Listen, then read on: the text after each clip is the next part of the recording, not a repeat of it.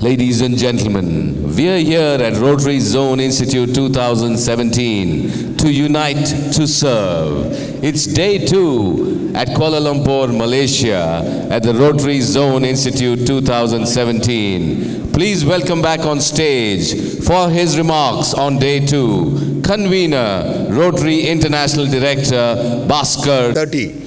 And I guarantee you a wonderful party this evening, provided all of you are inside the hall till 5 o'clock when we end this program. Are you with me? Yes. Wonderful. Thank you very much, and I look forward interacting with you in all these sessions today. Thank you.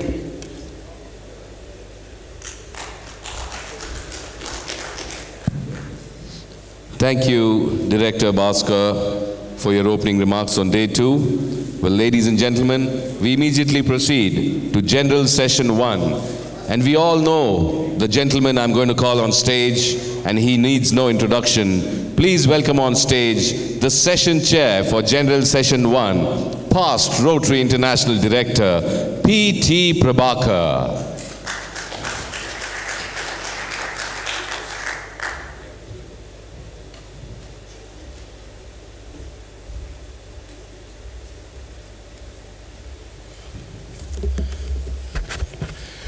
President Ian Raisley and PDG Juliet, galaxy of past and present Rotary International officers, friends, may I request RA Director John C. Matthews to please join me on the head table.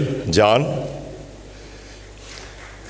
Please put your hands together for Director John, who has come all the way from. Please be seated there. Friends, our second speaker in the session will be Swami Sukhabodhananda. Let's put our hands together for Swamiji, who is here. Swamiji, may I request you to please join us here on the head table.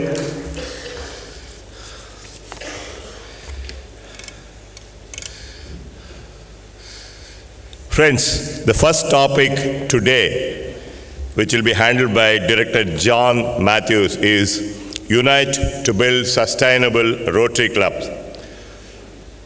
When we address this question, let's ask ourselves the question, what makes Rotary clubs sustainable?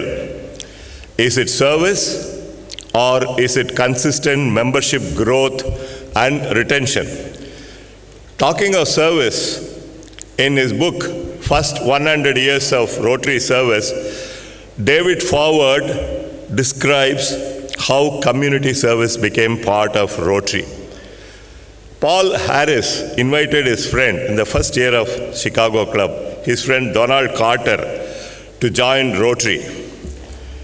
What do you do, Paul, in your Rotary Club? Asked Donald Carter.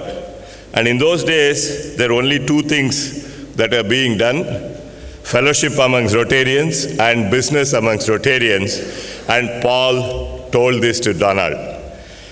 Donald Carter said, Paul, if you do not have community service, I do not want to join your Rotary Club, because for fellowship and business, I can join any other social club in Chicago.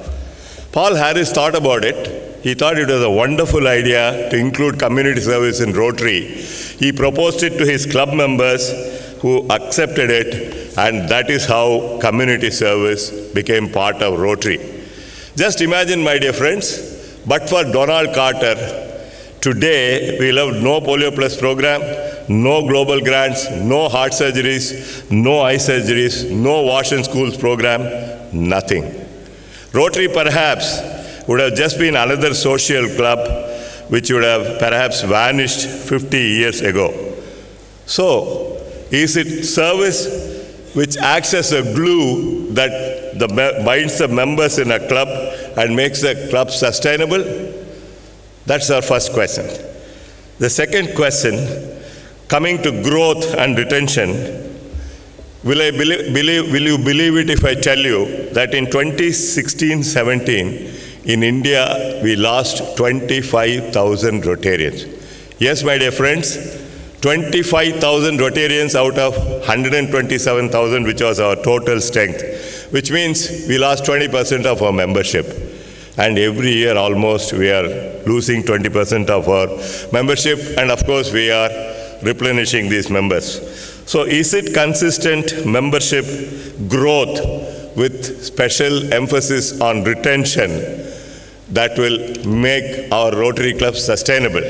So to answer these two questions and to add his own ideas as to how to make Rotary Club sustainable, I invite John C. Matthews, RA Director, and before he comes, can we have his audio-visual introduction of Director John C. Matthews?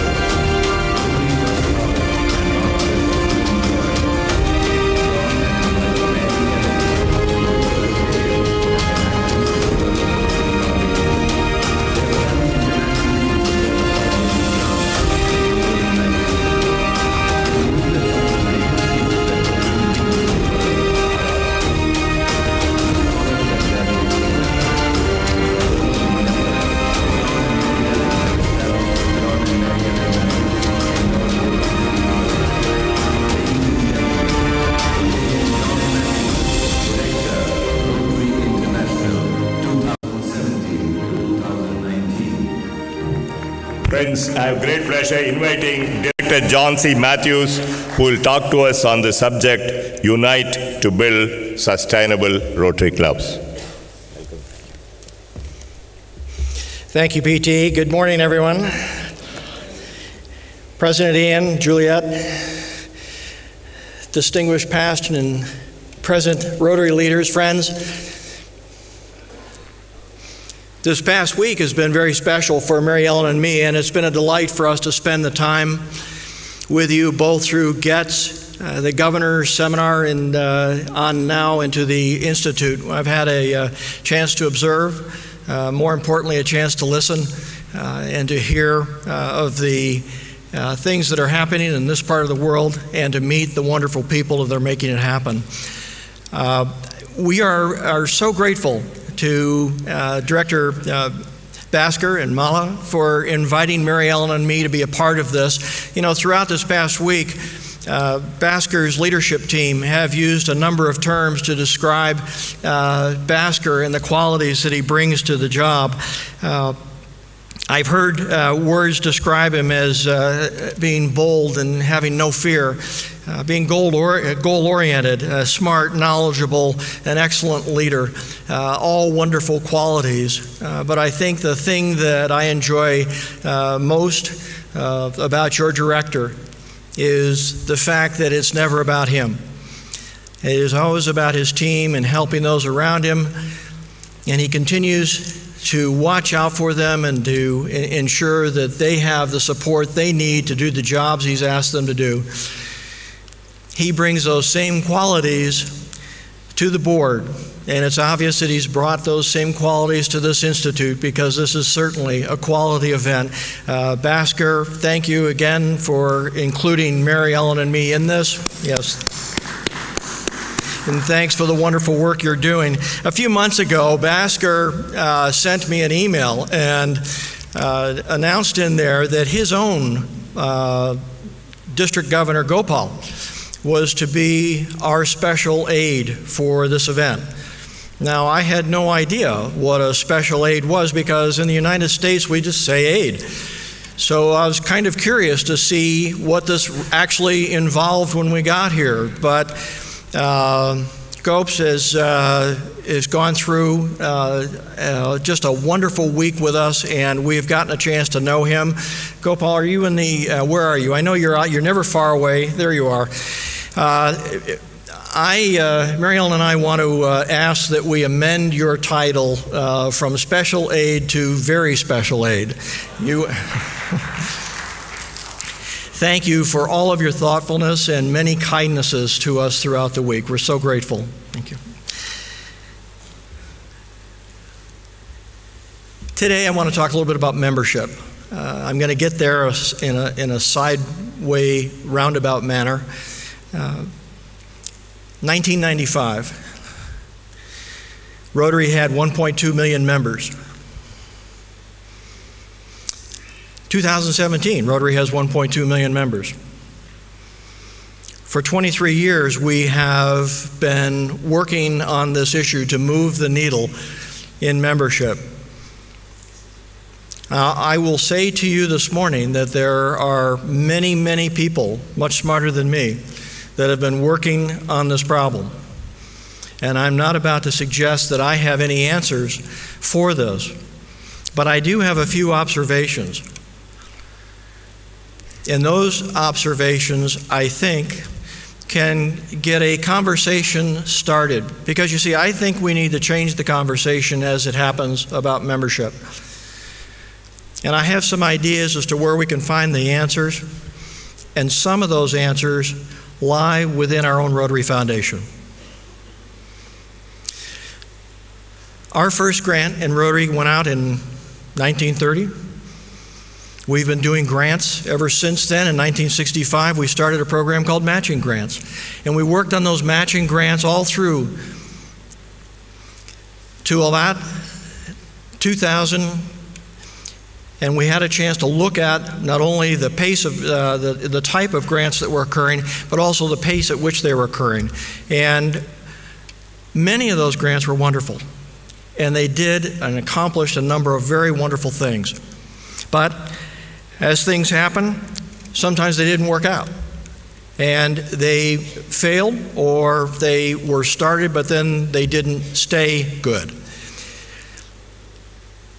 Our trustees started to look at this and went back and evaluated what they might do. And one of the big takeaways from that study, from Future Vision, and then that led eventually to the new grant model that we have today. But one of the huge takeaways in that process was the significance of building sustainability into our global grants. So, for the first time, Rotarians were being asked to look at global grants, look at their project much more differently than they ever had before.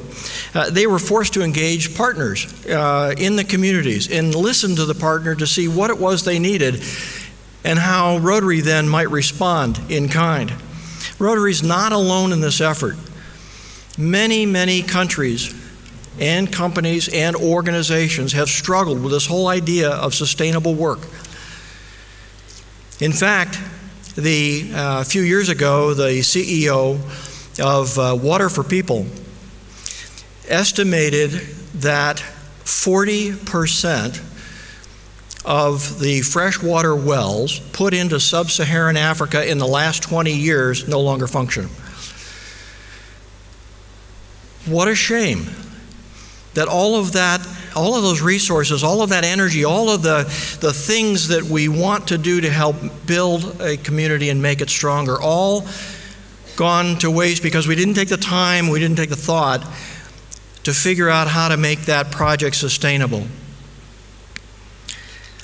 More importantly, think about the impact to the communities themselves.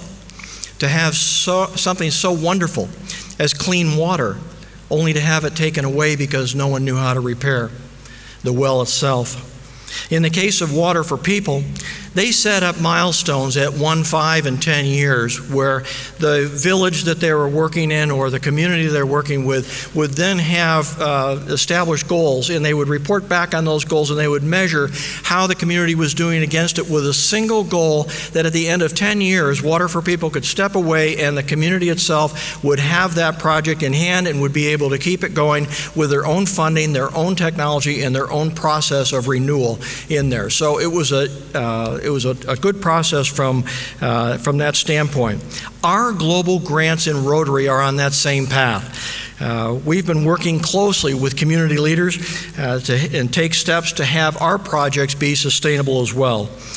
If you think about it, our Rotary Foundation has led the way in so many different ways. But as often happens in large organizations, successes in one part of the organization don't necessarily translate to other parts of the organization. If you think about how our foundation is working today, think about what they did in 2002 to put in a program called Every Rotarian Every Year, and then have programs like Paul Harris Sustaining Members, and more recently Paul Harris Society. Aren't these simply efforts to build sustainability into the giving model? Think about what we've done and what Trustee Chair Paul said last night about the endowment fund and moving that from $1.2 billion today to $2.025 billion by 2025. Everything our foundation is doing today is oriented around making it more sustainable than we are today. And our hope is that it will be around for years to come because of programs like this and processes like this. Our number one operational priority within Rotary is membership. But if you consider membership for a moment, we clearly have not solved sustainability. In the last 10 years, we have lost 1.2 million members. If you think about it from a corporate standpoint, we've increased the number of Rotary clubs in the world. The average size of the Rotary Club in that 10 years has decreased from 42 to 34, and the total number of Rotarians in the world is the same. That suggests to me that our core business is shrinking. This year, President Ian has given us a challenge to plant trees. And the beauty of this task is its simplicity. Can you imagine if we all go forward this year, and I know we will, to plant those trees but nobody waters them? Who would do that? If we continue just to plant more trees but don't nurture the ones we have, it makes no sense. Going back into our membership talk, starting new clubs, not nurturing the ones we have, not looking for ways to sustain them, it's the same thing. We're not watering our trees. within Rotary. We're not watering and nurturing our clubs to do that.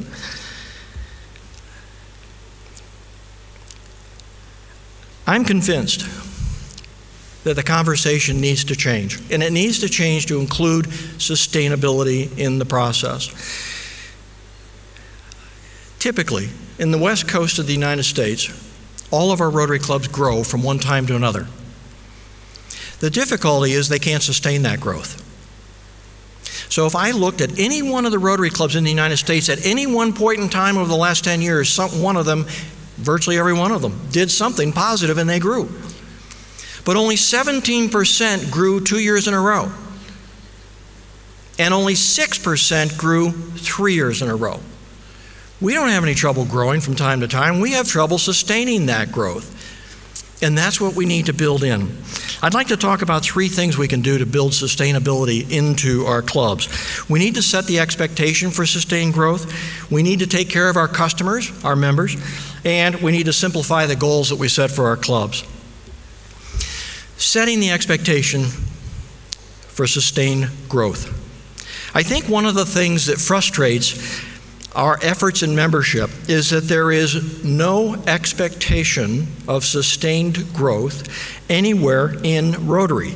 We tell our clubs that membership is a priority and we hope that they will grow, but nowhere do we tell them that they need to be growing year after year. It's essentially having a responsibility with no one assigned to it.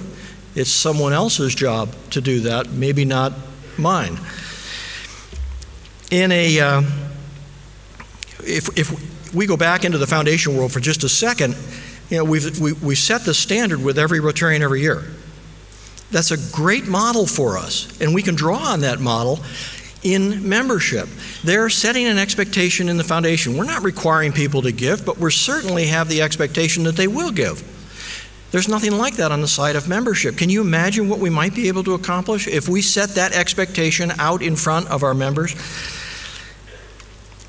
In a previous version of our manual of procedure, there was a paragraph in there under membership that said, and I quote, "It is inappropriate and inconsistent with the principles of Rotary for any club to establish arbitrary limits on the number of members or fail to increase its membership because of apathy or lack of information or understanding." Inappropriate and inconsistent with the principles of Rotary. How many times have you heard a friend say, "We have 20 members in our club, and you know what? We're fine at 20. We don't need to go to 21 or 22. Friends, there is an adage in business that said, if you're not growing, you're dying. In business, it's fairly simple. You know what you need to do year after year to move the needle forward. In Rotary, we look at clubs, and if they're healthy trees, if you'll allow that analogy, if they're healthy, they are either growing their core membership or they're chartering new clubs. That's a healthy club. But we have a number of clubs that don't charter new clubs and they don't grow their membership. The ones that don't do anything and their membership is decreasing, they know they're failing, and we know it too, and it's not a surprise, and there's probably something that we could do to fix that. But the one I want you to pay attention to is the one in the middle. The one in the middle that says, I'm at 20, I'm not chartering new clubs, and I'm not going to 21. Those are the danger because they don't know they're dying. They think they're okay, but 10 years from now, they will not be here, and they will not be a part of the organization. And until we put the expectation of sustained growth in front of them, my feeling is that we are going to continue to lose clubs like that. Now, looking at that quote out of the manual procedure, I certainly would have preferred a more positive syntax than inappropriate and inconsistent with, but they certainly got their point across. I'd like to see Rotary establish a positive expectation, something like, it's our expectation that every club will grow its membership every year and will work to put in place methods to sustain that growth year over year. If this message was in our manual of procedure, and if it was taught at PETS, and we discussed at district assemblies and gatherings like this, there's no question in my mind that members, presidents, governors would begin to see the significance of building sustainability into the model. Once we've set the expectation of sustained growth, we need to take care of the customer, and by that I mean the member. The other day, I had a wonderful chance to talk with the GETS team, and we got to talking about leadership, and not so much about what leadership was, but how you might interpret leadership and how you might think about leadership in going forward in their duties. And we asked the question, in a corporate organization, who's the most important person typically when you look at it? And the answer that we all agreed on was the CEO is there at the top, and below the CEO you have the senior officers, and below that the managers, and below that the employees. In effect, you've got a triangle that looks like most organization charts. But then we switched the conversation and said, now think about your Rotary Club. Who's the most important person in that Rotary Club? And what we came to was the most important person in the Rotary Club is the member. And supporting them are the committee chairs, and supporting them is the board within that club, and down at the bottom is the club president. So in fact, you've got an upside down triangle with the president at the bottom doing everything possible to give the tools and resources and energy necessary to the level above it, and they're doing the same in turn to each successive level within the Rotary Club. Once you start seeing the organization from a different perspective, what it is you have to do and the task in front of you becomes very clear. In the regular triangle that we're familiar with in organization chart, the president might be hoping that everyone accomplishes the work ahead. In the upside down triangle, the president of the board and the committee clubs are doing everything that they can do to get their members the tools they need. It's just a different way of looking at it. We often ask our presidents-elect how they think they'll be remembered. And many respond, well, it's the number of memberships our team brought into the club, or it's the amount of money we raised from the foundation, or it's that incredible project we worked on together at the local community. The truth is that we're remembered as Rotary leaders by how we made our members feel. Did we bore our members to death, or did we lift them up to see the incredible wonder of Rotary? Oftentimes, now here you have to understand, we've got people in our clubs that we have already agreed are the most important people in our club. And then we subject them to comments and administrative work like dues are due, or things that mean nothing to a guest and frankly bore many of our members. We do it because it's simple. It's easy for us to do it because they're right in front of us. If you remember what Stephen Covey in the 7 Habits of Highly Effective People said about efficiency and effectiveness, his comment was that we should be efficient with things and effective with people. And we try to get efficient with people, we usually mess it up. When we fill our meetings with less meaningful material, we're just being efficient with our members. The problem is that these customers, the most important people in the club, have a sense of what they're getting, and their value proposition is seen as less than optimal. What if we did all the administrative things offline? What if we took our time and energy to apply ourselves to tell the wonderful stories and the magic of Rotary? What if one week we talked about the work that Rotary is doing internationally and showing pictures of the project and taking place in another part of the world and explaining the impact that has on the people in that part of the world? Do you think our members would begin to see the breadth of Rotary? Of course they would, but you know what else they're going to see? Our members are going to be seeing us as Rotary leaders, taking time to develop them as Rotarians. And they're going to see us dedicating our time and energy to helping them be a little bit smarter. And I think they will value that. What if we talked about a project in our own district that they may not be so familiar with? If we knew more about what was accomplished in that project and a little bit more about the beneficiaries, might our members be a little bit more comfortable sharing what Rotary is with others outside of Rotary? I think so. There are literally hundreds and hundreds of examples and things that we could do to talk about at our club meetings, but for some reason we don't. We have to be more intentional. We have to respect the relationship we have with our members.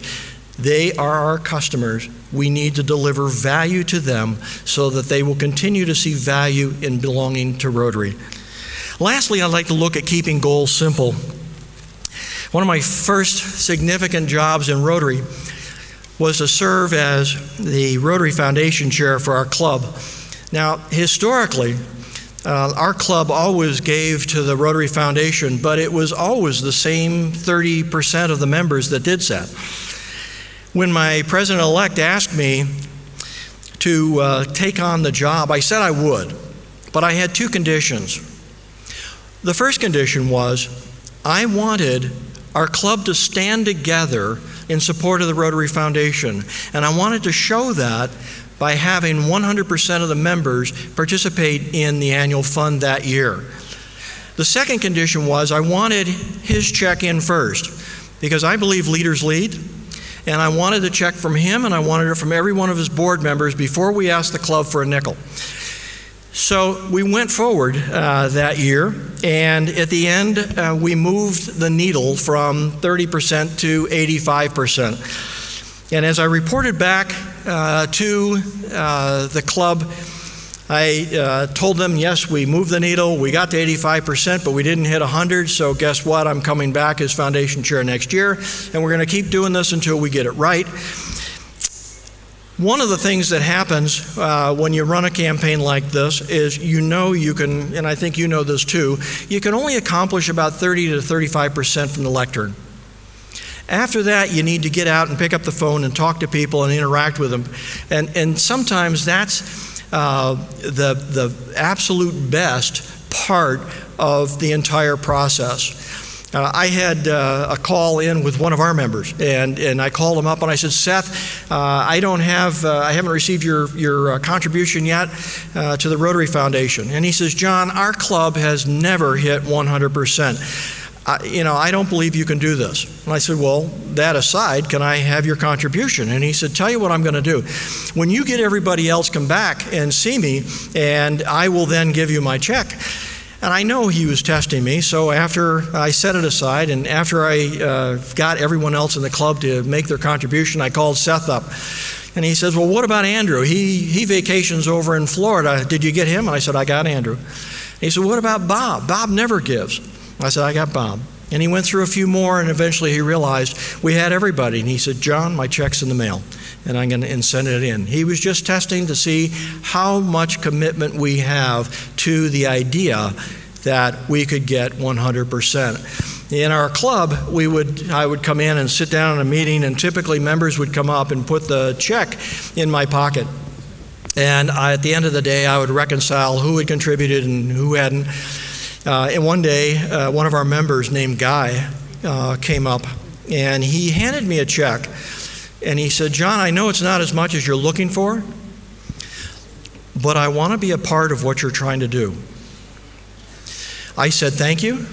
I put it in my pocket without looking at it, and later that night when I went home, I saw that it was made out for $25.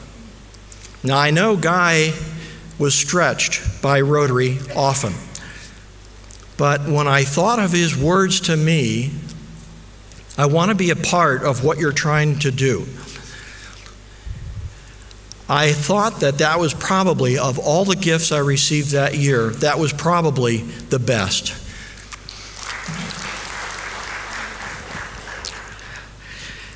One day I was heading into work, and as it happens, it was in November, Rotary Foundation month, and in Seattle, where I live, it's dark early and cold and wet and rainy, but at that time, my tooth was killing me. So I called my dentist's office and explained the situation, and they said, well, on a scale of 1 to 10, how bad is it? And I said, well, probably a 4. And they said, okay, go on into work. And I thought, all right, I went into work, and I continued to work through the day. And by noontime, it had increased, and it was up more like a 7 or an 8. So I called the office back, and they said my dentist, Clyde, had gone out of town for the weekend. He had gone to his cabin in the mountains. He's a couple hours away, but don't worry. He will drive back and come back and meet you at the office at 6 o'clock tonight. And I said, okay, and I left, and I met Clyde later that day. And we were in his office. It was completely dark. All of his staff had gone. He proceeded to turn on the lights and get the equipment ready, make everything possible for me. He got me in the chair, and 45 minutes later, the pain was gone. My weekend was saved. I felt so much better, and I was thanking Clyde for all of his effort to drive back through the miserable weather just to take care of my tooth. I said, but, Clyde, I'd be remiss if I didn't use this opportunity to ask you for your check to the Rotary Foundation. And he laughed and he said, yep, John, you're absolutely right. And he sat down and he wrote that out. And we had another check that came in. And we've talked about that for over the years many times. That year, our club did hit 100%. And what was significant about it, and we've been 100% ever since. And so for the last 15 or so years, it's just second nature. That's what our club does. And it becomes very easy for new members to adjust to that. But what I want you to remember is that by keeping goals simple, by asking for one thing to move, contributions into the annual fund, every other metric increased. Per capita giving went up. Total giving went up. Benefactors went up. Bequest Society members went up. Paul Harris Society members went up. We didn't specifically ask for each of those things. We simply asked people to step forward, make a contribution, and to participate. And they did.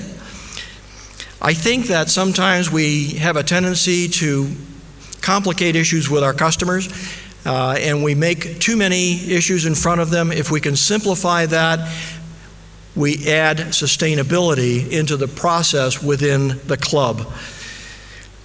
I think our conversation about membership needs to change today. It took our Rotary Foundation 80 years to appreciate the significance of sustainability in the work they were doing.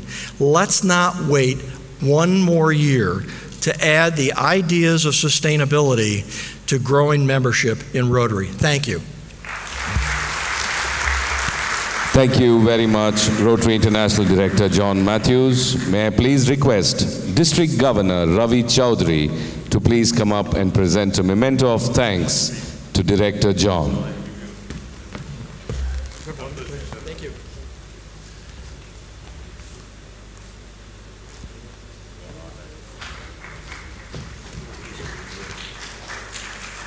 Director John and Mary Ellen, all the way from USA, at our institute for the last 4 days. Thank you very much. Back to the session chair, past Rotary Director P.T. Prabhakar. Friends, the second topic of the morning is Unite to Give. Talking of giving, a man who all his life saved his money till he had 70 crores, or let's say US dollar 10 million of saving, and he never enjoyed that money. He suddenly decided to enjoy his 70 crores.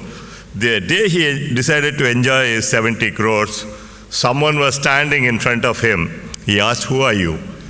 Well, how did you come here without my permission?" And the person said, "My name is Death. I have come to take you." Said, "When are you taking me?" Death said, "Now, right now." Man said, "I just now counted here. I have 70 crores and I have just decided to enjoy. It's not fair. You can't take me now." And Death said, "I'm sorry. I don't come to invite. I come here always without invitation. I come to invite you. Man said, please take 35 crores. Just give me 1 month. Let me enjoy the balance 35 crores. And after 1 month, I'll come with you. Death said, sorry. He said, give me 1 week. He started negotiating. Look at our human psychology. Even at just about to die, they negotiate. They'll give only 50%. Death said, I'm sorry. And he went on begging, and finally Death yielded and said, I'll just give you 1 minute. Do whatever you want, and then I'll take you. And this man rushed to his table, took out a chit, and wrote a note to all his friends. I have 70 crores, but not able to take even 1 cent with me. So all of you rich guys, please start today. Please donate today to a good cause, because when your soul leaves your body, the only thing you can take to the next world with you is the punya you earn by giving your money to a good cause while you are still alive. That's why we say giving is living. Now, to talk on this subject eloquently, we have Swamiji here who will talk to us on the topic Unite to Give. I have great pleasure in inviting Swamiji to come and talk to us on the subject Unite to Give. And before Swamiji comes, let's have the audio-visual introduction. Swami Sukhabodhananda is the founder chairman of Prasanna Trust. Swamiji is not only one of the most respected spiritual leaders of the country, but also nicknamed as Corporate Guru. His expertise lies in synthesizing ancient wisdom of East and modern vision of West, appealing to both young and old from wide spectrum of society. Swamiji is the author of many bestsellers whose books have sold over 1 million in more than 111 titles in different languages. His books have made many discover a new way of living life. He makes one realize that if one door closes, another door opens. Life is an opening. His spirituality-based transformative education programs have been rated as excellent and benefited many in the corporate sectors of reputed institutions like banking, finance, industry, armed forces, police, and prestigious business schools like Indian School of Business, etc. Leading industrial houses invite him to conduct in-house workshop for their executives. Swamiji, through his talks and workshops, is impacting the decision makers on inclusive growth, developing skills to bring forth attitudinal change, foster multidimensional growth in an individual and teams as a vision of transforming the country, march towards creating New India. Swamiji has been a sports psychology coach for the cricket team Delhi Daredevils. Times of India, in one of their poll on who talks the best, places Swamiji as the one who tops the list on all counts as the best speaker. Swamiji's English books, Oh Mind Relax Please and Oh Life Relax Please, are the top bestsellers in the country and has set a new benchmark in the lives of many. From the Kargil hero, General V.P. Malik, who swear by the inspiring content of the book, to the New York City mayor, who acknowledges its usefulness to diminish work pressure and dealing with New York City's press. Swamiji's book, Manase, Relax Please, has set an all-time sales record in the history of Tamil, Kannada and Telugu books and has been included as a part of curriculum in some of the schools and colleges. Leading personalities have termed that he has revolutionized Tamil literature through his books. Swamiji was invited as a dignitary on 5 different panels at the World Economic Forum in Davos, Switzerland, and was a special invitee to the United Nations World Millennium Summit of Spiritual Leaders. Swamiji is the second Indian to be honored at the prestigious Lotus Millionaires Intellectual Club at Manhattan, New York.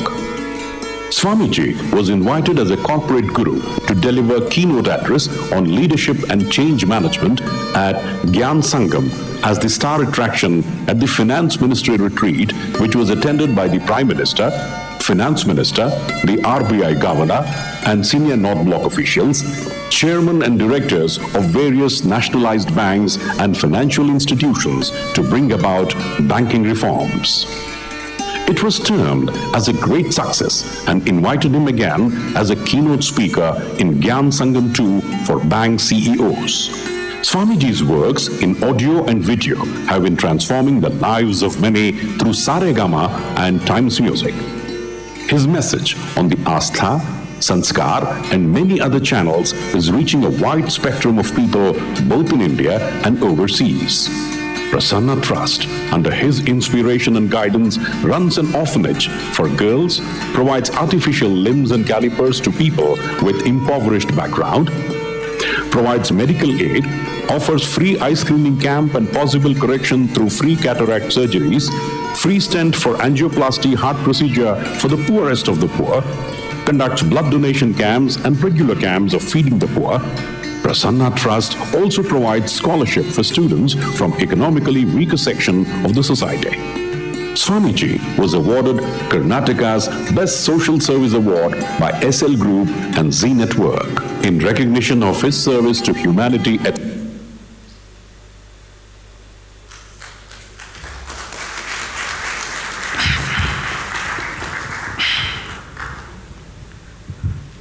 Thank you, John. Dear Rotarians, good morning. Good morning. Thank you for inviting me here. But let us remind, why do we say good morning? Because this morning is very good. Yes or no? So let us recognize it, validate it. And if this morning is not good, let us make it good. Can you do that? Okay, good morning once again. It is said, he gives not the best who gives the most. He gives not the best who gives the most, but he gives the most who gives the best.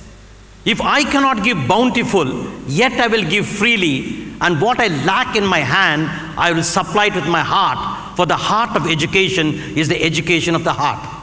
And I think Rotarians are full of heart. So I want to once again wish you good morning. Right. It seems there was a youngster in Delhi, and there's a no parking sign. The youngster was sitting in Delhi there. A constable was passing that side.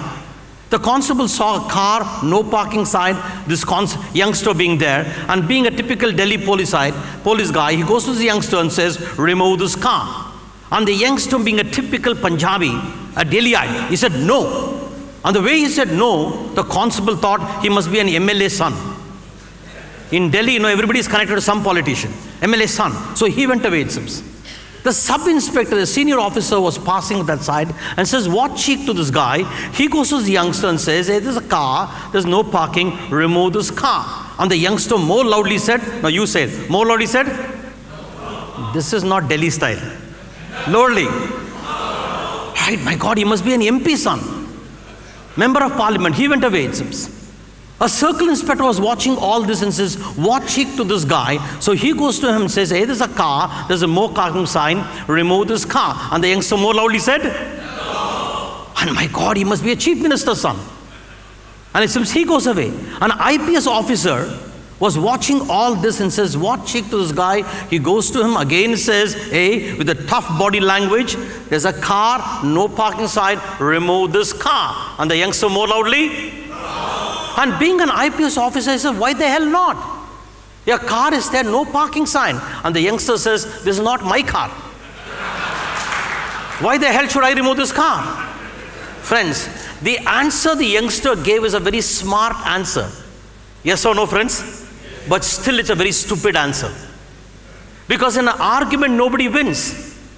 Even though it's a very smart answer, still it's a very stupid answer. And one of the important dimensions for us, like a flower to naturally give and give, is understand, is our smartness protecting our foolishness, or is our smartness destroying our foolishness? If you ask this question in the Bhagavad Gita, there's a beautiful verse which says, Ajnanena tu jnanam avratam tena muhyanti jantavaha. Lord Krishna says, our knowledge seems to be protecting our ignorance. Our smartness is protecting our ignorance. If smartness protects foolishness, then the purpose of smartness is lost, sir. So in leadership, if we have to see, as we become smarter and smarter, if it destroys our foolishness, our core foolishness, then you will know serving others is somewhere serving God. Friends, technologically we have all tremendously grown. Yes or no? But if you see, as human consciousness truly grown, technologically we have grown, but has human consciousness really grown? Pause for a moment. Weapons of mass destruction have increased. Nations are more organized in destroying each other. Every religion is better. Every religion becomes better in saying their religion is better and yours is bitter. And we know Hiroshima and Nagasaki, where bombing was really required. If another nuclear war happens, Hiroshima and Nagasaki is going to be nothing. So technologically we have grown, but if human consciousness does not grow, please see, right, if another nuclear war happens, the whole planet Earth is going to be destroyed. Yes or no, friends? Yes or no? So therefore, is this really growth? A growth which is profitable is not, right, just unless the consciousness grows, human consciousness grows, or else the cosmos is going to be tremendously destroyed. You know, I'm going to make it light. I don't want to be very serious here. I'll still cut out topic. It seems an American comes and visits the financial capital of India, which is what? Bombay. When he visits there, and he was shocked to see in front of stock exchange, right, so many beggars, and one beggar had stretched one hand like this, another hand like this. The American was utterly confused. Why both hands stretched? So he asked this beggar, why have you stretched both the hands? And the beggar said, business is doing very well, I open another branch. My God, the American was utterly confused, leaves this guy and says, Indians are crazy, goes to the next guy. Fortunately, that beggar had only one arm stretched. The American was about to give him money. Then he asks, I've seen you somewhere. And the beggar also says, I also seen you somewhere. The American was shocked. He said, have you come to New York? He says, no.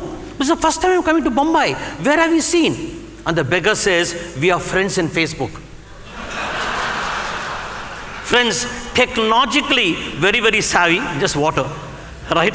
Technologically very, very savvy. But the consciousness remains a beggar. Are you getting, friends? Now, is this really growth? I want to ask, is this really growth? Right? So therefore, please, can I use a little Hindi? Little Hindi?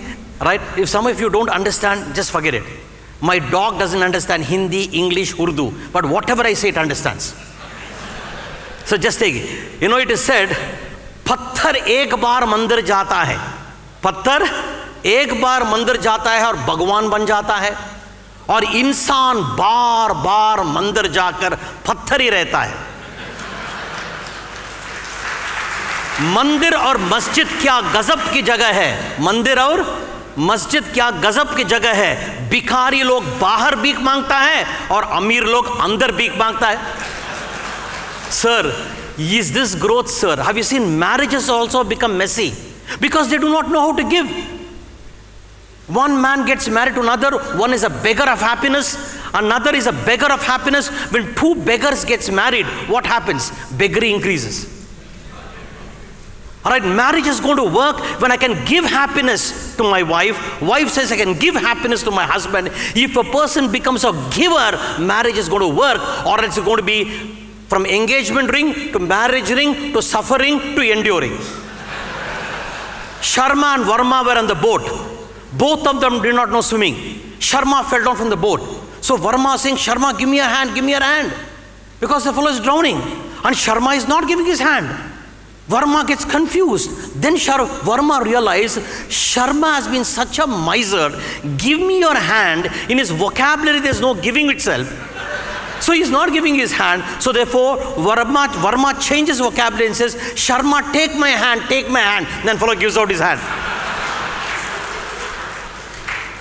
We are so selfish. Giving means we think we are losing. We don't realize giving is expanding. And I'm saying even marriages have become messy because we don't know how to give. So therefore, please understand, I want you to understand this very clearly, right? True growth is just not technological growth, the growth of your heart, sir. When your heart really grows, then there's a different type of growing which happens there. And in that type of going, please see, you're right, somebody asked Lord Buddha very beautifully. He asked Buddha, a beggar asked Lord Buddha, why is that I'm so poor? Why is that I'm so, so poor? And Buddha, you know what Lord Buddha said? He told the beggar, because you do not know how to give, he said. And this beggar says, I'm a beggar. What is there for me to give? He said, you're a beggar because you do not know how to give. Give what? Says the beggar to the Buddha. And the beggar, Lord Buddha says, you can give in the way you look. Give in your listening. Give in your hand. Give in walking the right path. And if you know how to give, you will find you will be the richest person in your life, sir. Friends, I know all of us, I have a value to give, but the value to give should have the very tremendous joy of giving. All right, and that is possible if one important dimension is taken. If one can drop our ego, then you find it's very natural for us to really give. A person was about to die in the hospital.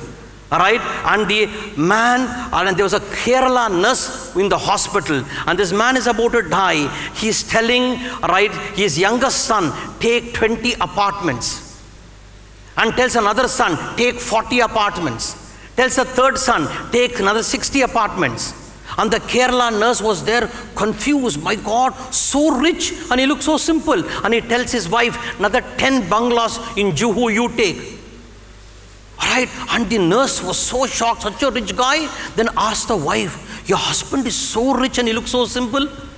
I said, nothing, he's a milkman. He's telling me where all we should supply. He's a milkman, he's telling where all should supply. Even in the death there is an ego. Friends, are you able to see what I'm saying? Yes or no? You know, philosophy is called as what? What is philosophy called in Sanskrit? In Hindi, Darshan Shastra. Darshan means you have to see. And if you don't see and sing, Lord Buddha is to say, seeing is so difficult. I'll give you an example to understand, because if you see the value of giving, naturally you give.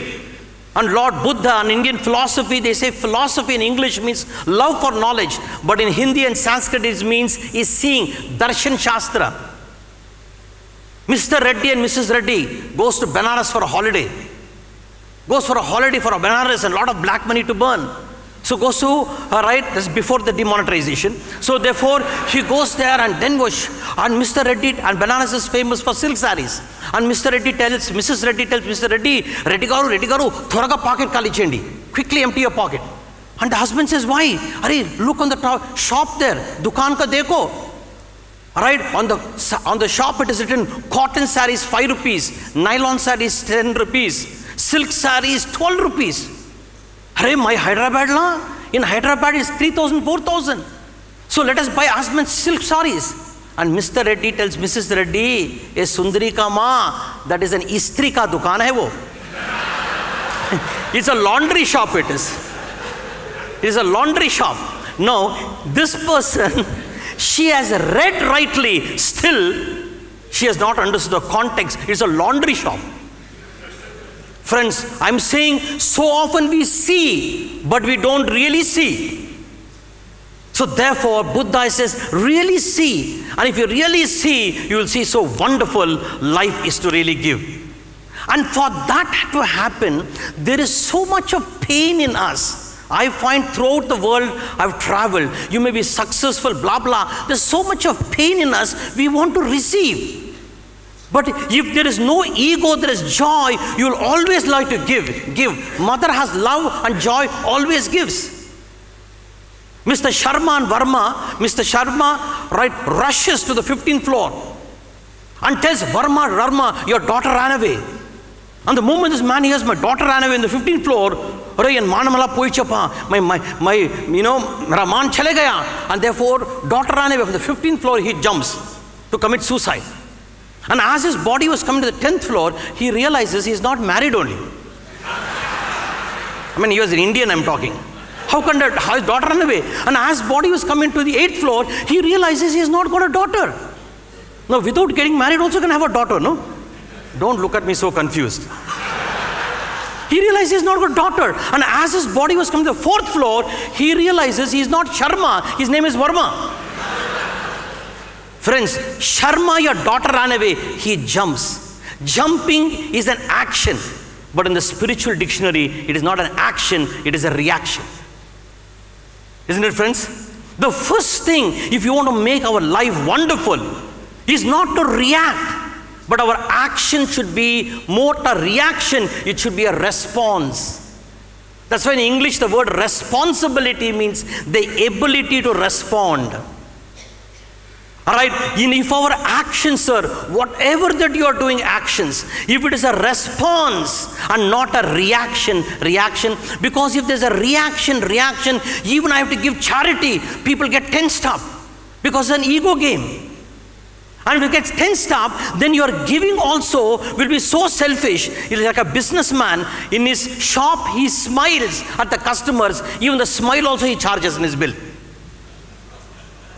So first thing, as a please see, keep in mind, not to react, but to respond. And the moment you respond, it's like a mother's milk, breast has filled of milk. She has to give. So therefore, if we can stop reacting in life and start responding, you find a tremendous joy happens. Or else reactions gives you tension. And if it gives you tension, more I'm interested in taking from others rather than really giving to others. And therefore, Lord Buddha is to beautifully say, because of this, we don't even experience life, says Lord Buddha. We don't even experience life. Buddha's famous name is called Tadhagat. And why he called Tadhagat? Lord Buddha is to say, experience what is. But we can't, Buddha says we can't experience what is, because the experiencer pollutes the experience, and you experience an experience not according to the experience, but according to the experiencer polluting the experience. Didn't understand? You just shake, no. I have enough stories under that. I know they have given me only 40 minutes, but still I'll shake you up. We don't experience an experience. The experiencer pollutes the experience. A person from Bangalore goes to Bombay. When Bangalore goes to Bombay and tells him go to Powai, the taxi driver in Bombay is driving. The passenger from Bangalore wants to ask him a question, so he gently taps him on the back. When he taps him on the back, suddenly the cab driver becomes so panicky, the Bombay truck driver, he goes here, there. And 2 minutes, he went, asta west chale gaya. Then, pasina aa gaya. He started sweating.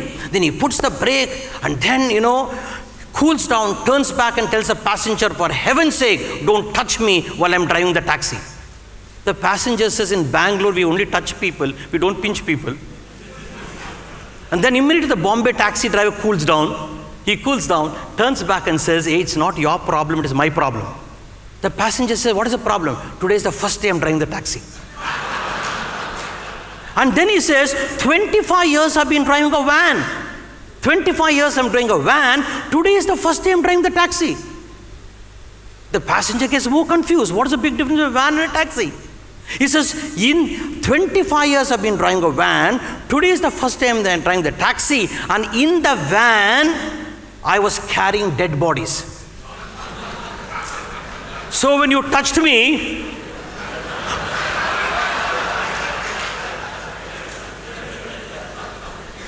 so do you see how the past polluted the present? In our life, Buddha says, the experiencer pollutes the experience.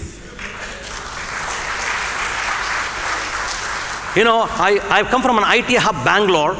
When I come from Bangalore, because all this will help you in giving. I come from IT hub, Bangalore. When I take for IT people, my tension increases. Because any joke I crack, they study my software and hardware, but they won't laugh. Laughing is like giving income tax to the government, I had to stop my speech and ask somebody, why are you not laughing? He said, why should I laugh? Any question he says, why? I said, what is your name? He said, why Venkatesh? I said, correcta kurtanga our father and pere. I said, to make the marriage work, laugh. He said, again, why? I said, the rate of divorce among the IT people are the maximum, I said. Again, he says, why? The rate of divorce among the marketing people are the least. Again, he asked me, why? He becomes a TV anchor going on asking me, why? I told him, the marketing people, the global statistic, 16 to 18 is the hit rate. So, when the customer says no to a marketing person, he's trained to smile and give a visiting card. So when the wife says, get lost, to the marketing husband, he'll smile and give the visiting card. So marriage works. Whereas an IT person, the wife says, get lost, he'll go to the Googles and look out for options.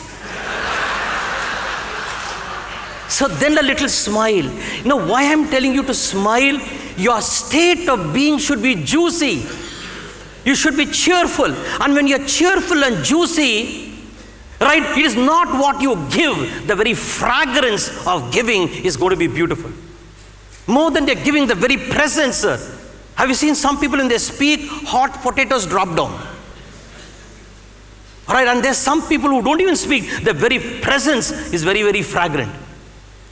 I know all Rotarians and throughout the world, we are making the situations, in Sanskrit it's called paristhiti, right, very conducive, right? You want the situation to be conducive, it's called paristhiti. Yes, the situations of life in Sanskrit is called paristhiti, should be conducive. The great philosophical thought, more than paristhiti, it is your manosthiti should be powerful. Your state of mind should be powerful. The greatest contribution is, I know Rotarians are great and Lions and Rotaries are tremendously contributing and making the situations of life very conducive. But if you can add in your dimension of giving, can your mind be joyous, mind be loving? And if you change your mind, sir, you may just give a slice of bread, sir, and you will find like a dog, you give a slice of bread also, it is so grateful, so alive. So while you make the situations of life, change your mind, the mind to love life, mind to enjoy, sir, and that is also a great contribution. Now I have to say a little Urdu, if you don't understand, it's okay. Through my body language, you'll understand. Somebody said, hey, takdeer hai, magar kismat nahi kulti. Means I've got fate, but the fate is not blessing me. Takdeer hai, magar kismat nahi kulti. Taj Mahal बनाना चाहता हूं मगर मुमताज नहीं मिलती. I want to build Taj Mahal, I'm not getting Mumtaz. So the situation is not conducive, therefore I'm unhappy. God says Tathastu. Right, he meets Mumtaz in the Rotary clubs like this. So situation is beautiful, you must be happy, no? Correct kada? Happy gondala kada, parasthiti anukulam undi. Again he writes a poem, Takdeer hai magar kismat nahi kulti. Fate is there, fate is not blessing me. Taj Mahal banana chahta hu, but Mumtaz shaadi nahi karti. She's not getting married to me. How can I build Taj Mahal? God says Tathastu. He gets married to Mumtaz. So therefore, very conducive, must be happy. Again he writes, Takdeer hai, magar kismat nahi kulti. Mahal banana chahta hu, magar Mumtaz nahi marti. Sir, any amount of situations are conducive. जब मेरा बेटा रोता है दिल में दर्द होता है, पड़ोसी का बेटा रोता है सिर में दर्द होता है. जब मेरी पत्नी रोती है सिर में दर्द होता है, पड़ोसी का पत्नी रोती है दिल में दर्द होता है. देखो माया का गेल, देखो रोना एक है, आपका अनुभव अलग हो गया. Sir, however you make the situation conducive, if your mind is not joyous, mind is not giving.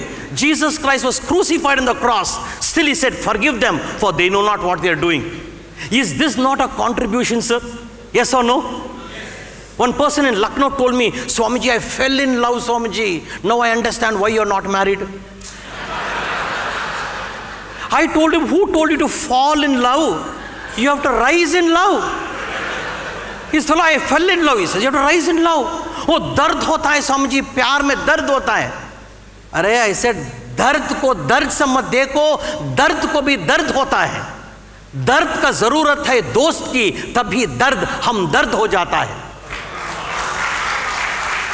Don't look at pain through pain. Pain also goes through pain. Look at pain through love. Then your pain is going to be a good friend to you.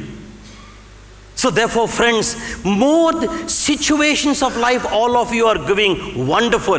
But while you are giving a little contribution, make the mind happy. Learn to keep the mind happy. And that mental state you can help is a great contribution.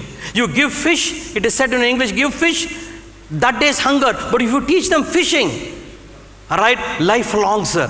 So while you are contributing to people, contribute like a team, as an individual, make people happy. But a lot of people, they can't be happy. They say, Swamiji, if this happens, I'll become happy. If this happens, you become happy. One of the biggest errors in life, and you can greatly contribute, which you don't need money, but you need a heart, sir, is this. How have you all positioned happiness in the spectrum of time, friends? How have you positioned happiness in the spectrum of times in the future? Isn't it? I get married, I'll become happy. My neighbor divorces, I'll become happy. Because options open up for some people. My child goes to America, I'll become happy. I become a millionaire, I'm going to become happy. We have positioned happiness in the future. Yes or no? And silently telling, I'm not happy in the present. I'll become happy if I become a millionaire. I'll become happy if I open 100 Rotary clubs. I'll put it in the future and silently telling I'm not happy in the present. Now what is time, friends? Time is past, present and future. Yes or no? Thoda jazba dalo na. I know Madhya Pradesh is full. So Uttar Pradesh become okay. So time is past, present and future, isn't it? Yes or no? But what is the truth of time? The truth of time is present itself. See, life is present, present, present, present. From here I look, that is past. When past happened, it happened as present. And when the future happens, it happens as what? Present. But if I say I'm going to become happy in the future, when I get $10 million, I'll become happy. And life is in the present, I'm saying I'm unhappy, unhappy, unhappy. I get my $10 million in the future. I have practiced like a terrorist being unhappy. And if I get $10 million, I'll continue to be unhappy. You'll say $20 million is better than $10 million.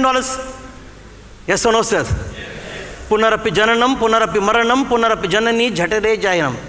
We are lost in this trap, sir. You can tremendously contribute understanding to life. They say, hey, get your future. But life happens in the present. When the future happens, it happens as present.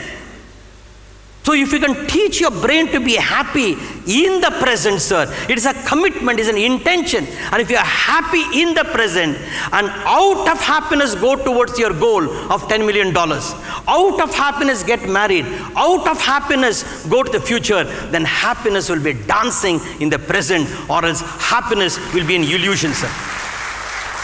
Or else your life will be like this. वो छम छम करती आई और छम छम करती चली गई. मैं सिंदूर लेकर खड़ा रहा और राखी बांधकर चली गई. यही हालत हो जाता है, sir. Friends, while you are doing charity, the great understanding charity is, please hear right now, can you be happy right now? Because life happens now. Happy with wife, without wife, in spite of wife. With husband, without husband, in spite of husband. If you can be happy, and if your wife or your husband is nagging you, right, and if you are happy, you will see how beautifully she's nagging me. One of my students did my workshop and said, Swamiji, after doing a workshop, whenever my wife nags me, I enjoy it, Swamiji. Because in her nagging, all right, I see so much of communication skills. There is space, there is pause, there is pitch, there is punctuation, there is voice modulation, there is open statement, closed statement, funnel technique, multiple closes, disarming technique, and preemptive strike. In our nagging itself. And therefore wonderful. Whenever my boss scolds me, Swamiji, it's so beautiful. I see his mustache going up and down, up and down. I'll say, wow. Rabindranath Tagore simply sees a dewdrop on a lotus leaf. Poetry comes out. A dewdrop. And the other person, Kupaswamy, sees Niagara Falls and dysentery comes out. Mera gaon mein pani nahi hai. Sir, Lord Krishna says, experience wonderment, sir. If you can help people to experience wonderment in life, wonderment in life. Poverty has its own richness, which richness does not have. Richness has its own poverty, which poverty does not have. Please, everything has its beauty. All right, and therefore, Lord Krishna says, if you can see wonderment, and if you tell people to see wonderment in life, sir, and if you see wonderment in life, there is so much of fulfillment, there's so much of joy in you, sir. Even the joy in you, sir, your very presence can become a source of inspiration to the other. Your very presence. Tell me, apart from all this giving, Rabindranath Tagore, I'll say this one or two and end up, Rabindranath Tagore gives a beautiful example, the great Indian poet. He gives an example that the beggar was once going, an Indian poet called Rabindranath Tagore, a beggar was once going, suddenly from a golden chariot, a divine celestial being landed on the earth, and the beggar felt so happy. A golden chariot, a celestial being, today is a beautiful day of me, I'm going to become rich. He went to go to beg to that celestial being, and Rabindranath Tagore takes a twist. The celestial being comes out from the golden chariot and he begs from the beggar, can you give me something? He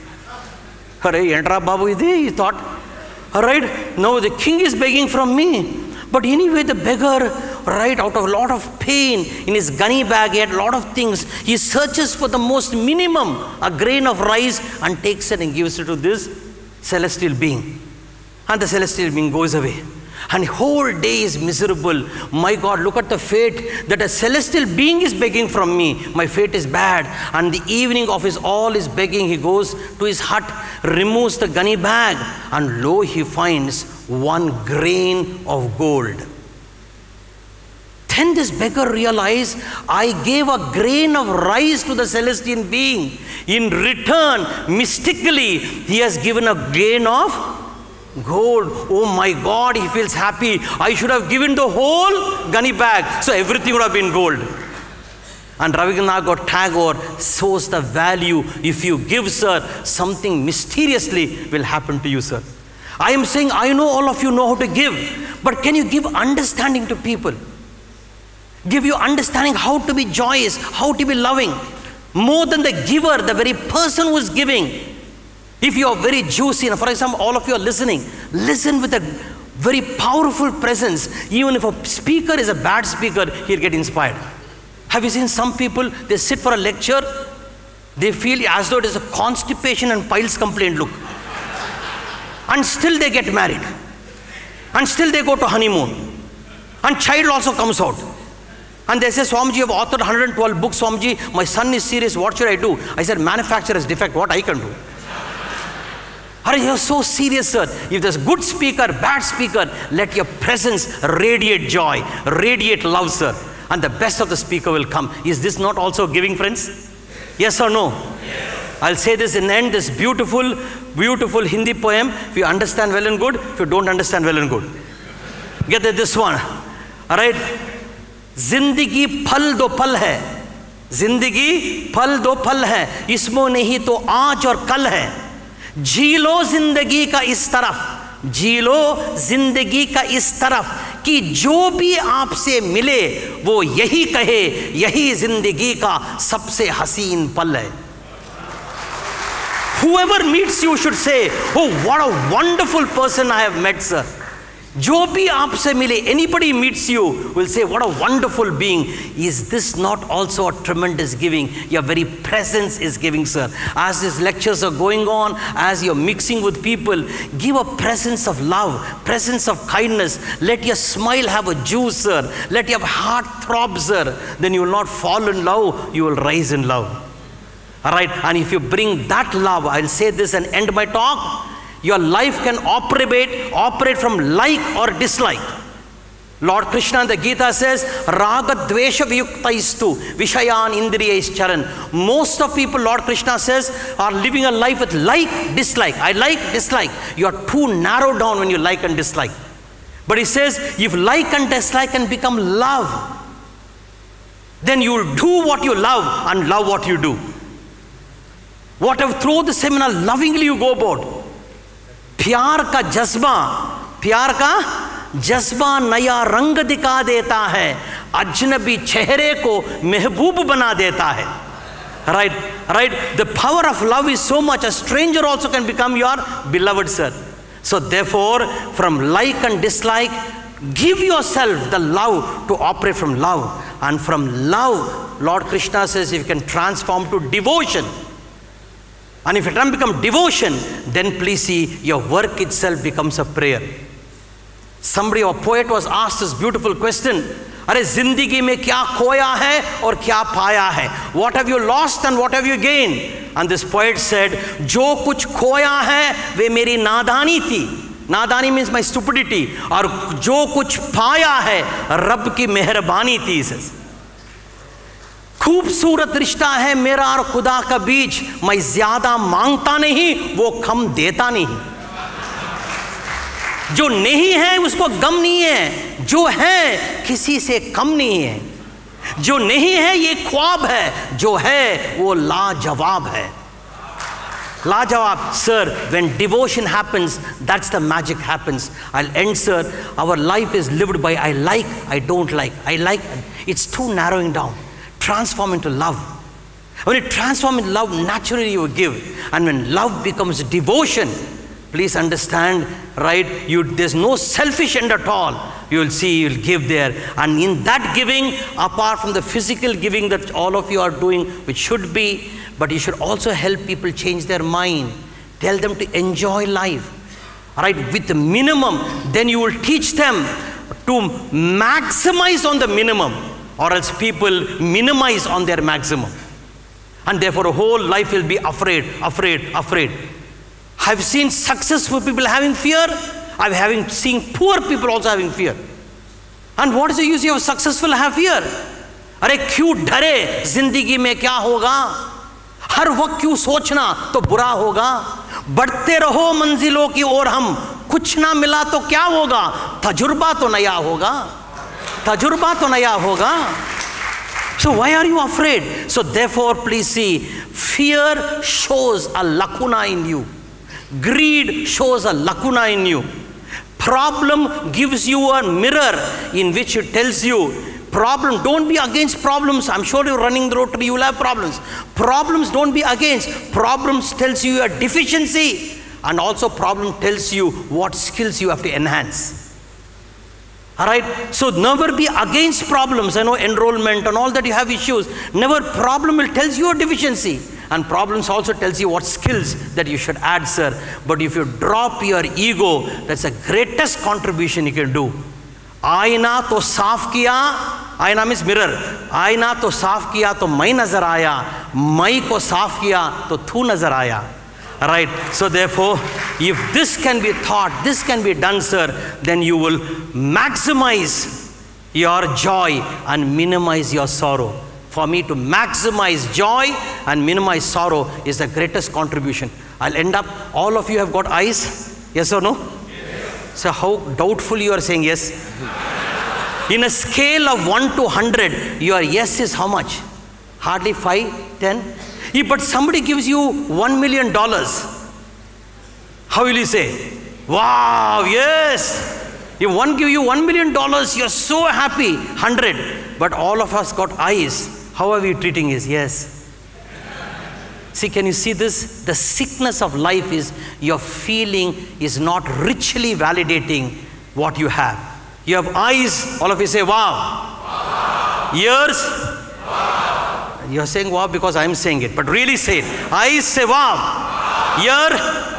Heart, wow. Kidney, wow. Liver. Wow. If your feelings can validate what you have got, sir, a great contribution. If feelings don't validate what you have got, any amount God can give you. And if your feelings doesn't validate, you will say, if God gives you 1 million, you say, it should have been 2 million. No. If God meets you today, you say, you should have met me 30 years back. Now I'm already 80 years. Sir, the great contribution you can do is one more. Tell people to validate the richness of what life has given you. A beggar may have eyes, but through eyes you can see millions of things. Through ears you can hear million. What a great gift it is.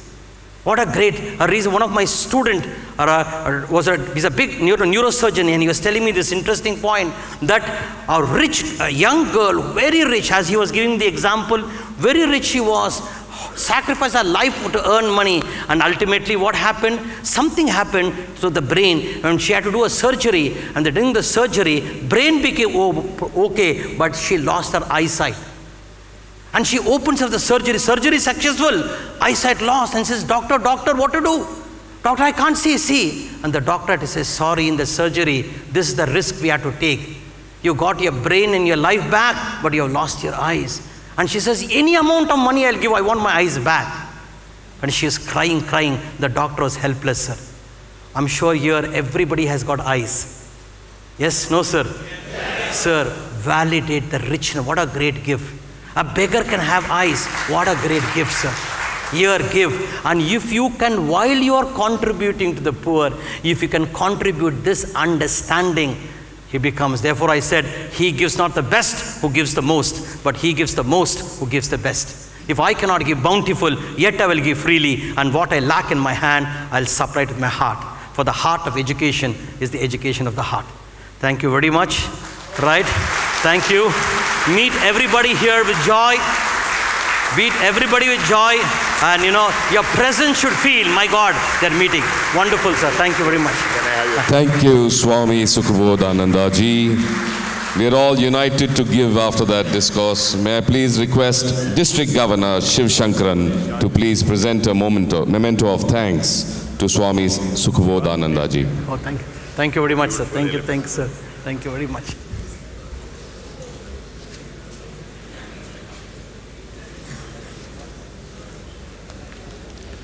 May I please invite District Governor nominee Dr. Zamir Pasha from RID 3000 to propose the word of thanks and also to present a memento to our session chair, past Rotary Director P.T. Prabhakar.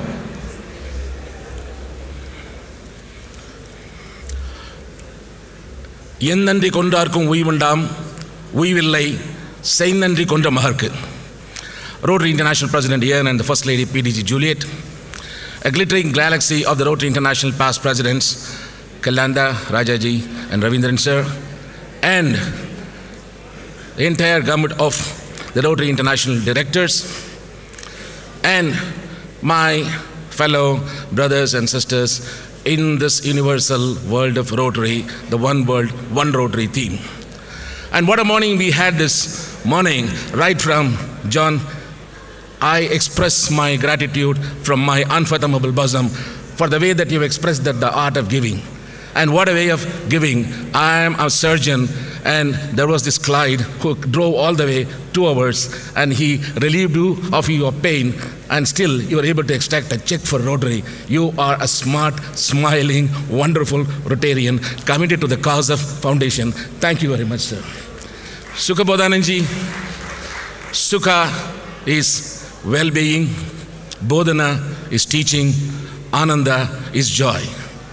I asked Sukhabodhananda, I want joy. He told me, I is ego. Remove it. What else do you have? Want joy. Want is again your greed. Take away want. And what do you have? Joy. So that was in simplicity. It was simply wonderful and wonderfully simple, Sukhabodhananji. And you hit the nail right on giving, and the giving is not with the eyes you said, but here not only eyes, here we have a head to think whom to give, and a heart big enough. And you ask everyone about eyes, heart, liver and kidneys. Everything is here sacrificed for the cause of Rotary. Right from kidney failure to thing. Sukhabodhananji, thank you very, very much. Again, from my unfathomable bosom. And the PT Prabhakar, who is dynamism himself, and he is my director, and every time he is here, I miss your cinematic clips, sir. You are one lovely Hollywood, Bollywood actor to the director, and we need you in person. And as a token of our appreciation and admiration to you, this gift on your behalf to PT. And before that, no act of thanks would be complete without putting your hands together to applaud the man who brought this together, the director our Rotary Director, C. Bhaskar, who made us all fly overseas to Kuala Lumpur. Sir, please, and the Chairman, Dina here, please, on either side, on my right and left, and I'm going to the center to hand over this. So please come here to join this. Please come on. Dina, please come.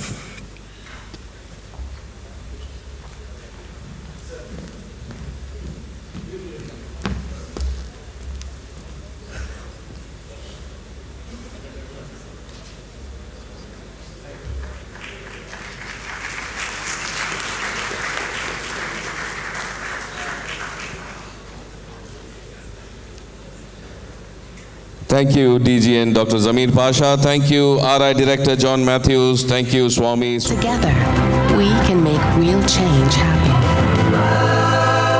We're Rotary. We are people of action. Get involved today at Rotary.org. Ladies and gentlemen, welcome back to Rotary Zone Institute 2017. We're set for General Session 2, a panel discussion, Rotary, frankly speaking. The dignitaries who are going to come up need absolutely no introduction. The whole Rotary world knows them. Please welcome on stage the moderator and the chair for this session, past Rotary International President and Trustee, K.R. Ravindran, ladies and gentlemen. Our panelists for this session, Rotary International President Ian Risley, ladies and gentlemen. TRF Trustee Chair, past Rotary Director Paul Netzel, ladies and gentlemen. Past Rotary International President Rajendra K. Sabu. Please welcome PRIP Raja Sabu, ladies and gentlemen. And past Rotary International President Kalyan Banerjee. Warm welcome to Kalyanda. Those are our moderators and panelists for the session, Rotary Frankly Speaking. Over to Chairman, PRIP and Trustee K.R. Ravindran. Would you mind all sitting down there at the back? Thank you. You know, this is going to be the best session for this whole institute.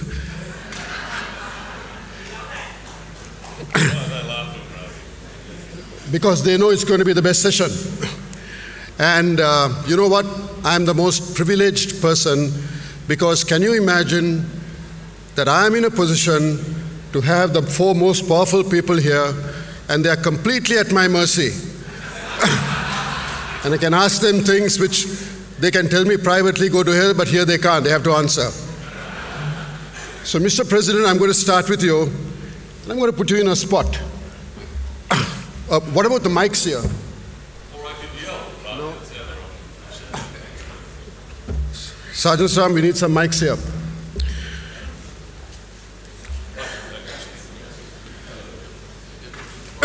A couple of mics, please. I'll be up here.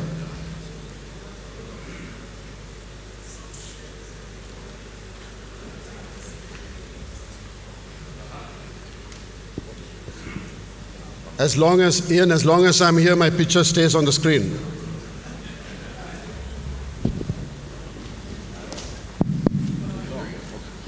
All right, Mr. President.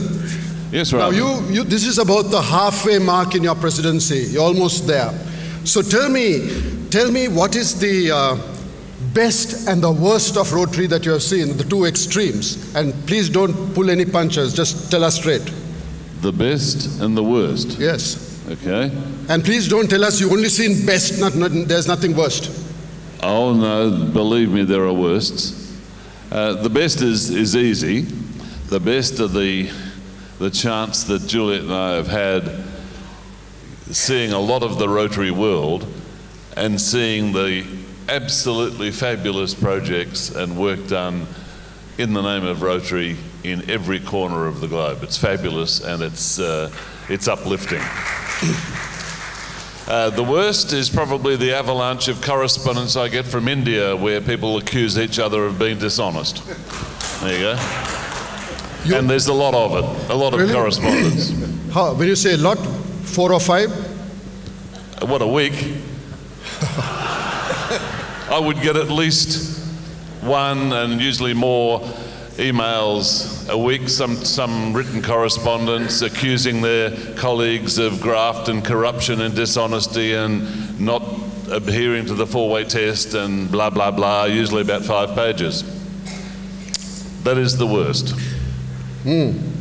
So maybe I need to put that answer back to that big two on the other side there, past President Raja and past President Kalyan. So past President Raja first, what comment do you have to make on that?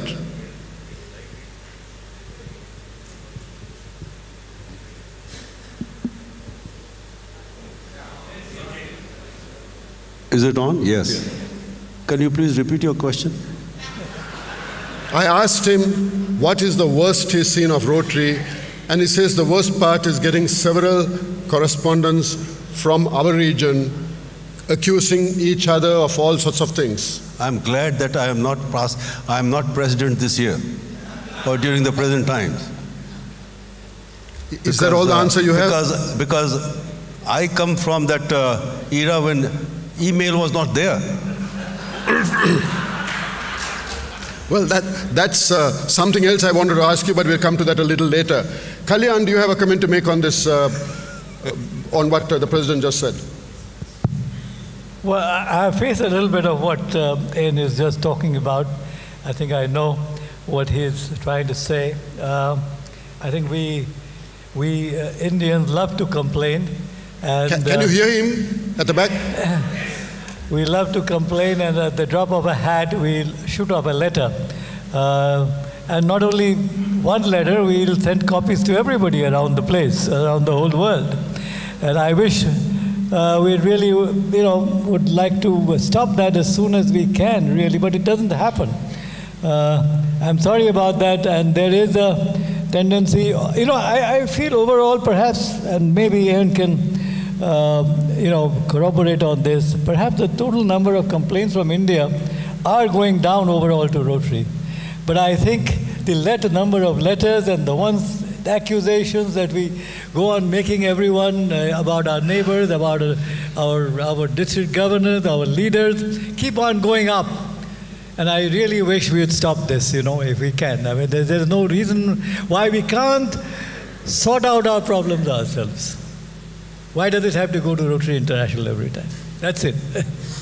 Ravi, I think I should expand, and that is, I accept the fact that Rotary is everywhere and we have cultural differences. I understand that. Exactly why it is necessary for a complaint, legitimate or otherwise, to be sent not just to me, but to every board member, every trustee, and everyone else who has an email address is beyond me. And it's counterproductive, it just is. It gives those of us in a position of some degree of leadership beyond the subcontinent to believe that everything, as they said in Hamlet, everything's rotten in the state of Denmark. Well, it gives you the impression that Indian Rotary can't govern itself, and I'm sure that isn't right, but the avalanche of correspondence is counterproductive. Well, I don't know about the rest, but I do know he forwarded to me letters about me saying I'm running around with some director candidate, and another one suggesting that I'm corrupt, so he must be getting lots of other letters. Past President Raja, you have a comment to make? Yeah, I personally feel that the Rotarians in India, and I've been talking about it, that why are we so obsessed with the positions? Because most of the time it has something to do with the election, something to do with the election or the disputes about elections or some complaint. I think one has to understand that I was president of Rotary International. I am a past president of Rotary International. I'm everything past. But the only thing is that I will never be a past Rotarian until I leave this world. So I think what is important is that we have got to understand that we are Rotarians, and when we joined Rotary, we did not think of all these positions and all these complaints that we want to make. And we need to understand the real spirit of Rotary. And that is what I personally feel, that we need to also inculcate in ourselves that feeling. Seriously, I don't know whether we can sit down together and resolve our issues. As long as we have the incoming governors who are being oriented that, look, this is a responsibility you have for 1 year. Do it the very best way you can. Do it what is required of you, and then let the other person come. And it is a chain that continues to let it rise.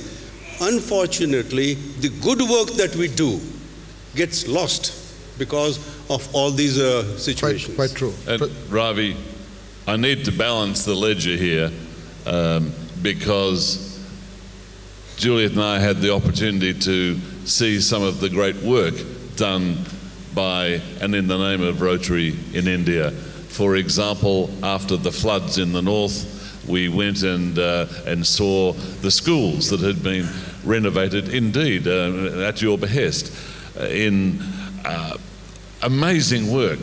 And the reception from the young people, the gratitude to Rotary was uplifting. It was fabulous, and there's so much good work that is done. So I don't want to make it sound as though woe is us, etc., because the work is fabulous. Thank you, Mr. President. And I'm going to go to Paul now. Paul, Chairman Paul. Trustees are appointed by the President. I mean, right now we have a sort of a selection process. Some names are given to the President. He makes appointment. Why don't we have trustees elected like directors? What is your opinion on that? May I, before answering that question, echo the sentiments that my colleagues have offered, and particularly President Ian. I too have been inundated with emails along the same lines as he's pointed out, but I also want to provide that superficial perspective that we get when we do not have the opportunity to visit India. But in visiting India, it is absolutely an amazing experience to see all the good work that's being done, and it does put that to,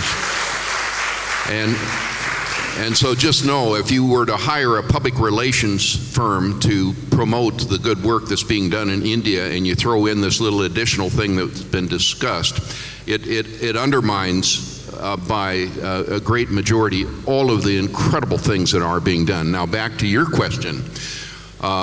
The election of trustees, in my opinion, the concept right now, the system is, the current system provides for a committee, independent committee, that will actually review nominations that have been submitted through a process to seek out those who are going to be considered as potential trustees. And that committee has a chance to be able to prioritize and determine what are the needs that might be missing from the trustees themselves. And then they make recommendations, that committee makes recommendations to the president-elect, who then reviews and makes a final recommendations to the board of directors. And at that point, the board of directors will elect the trustees. Is that not in essence the current system?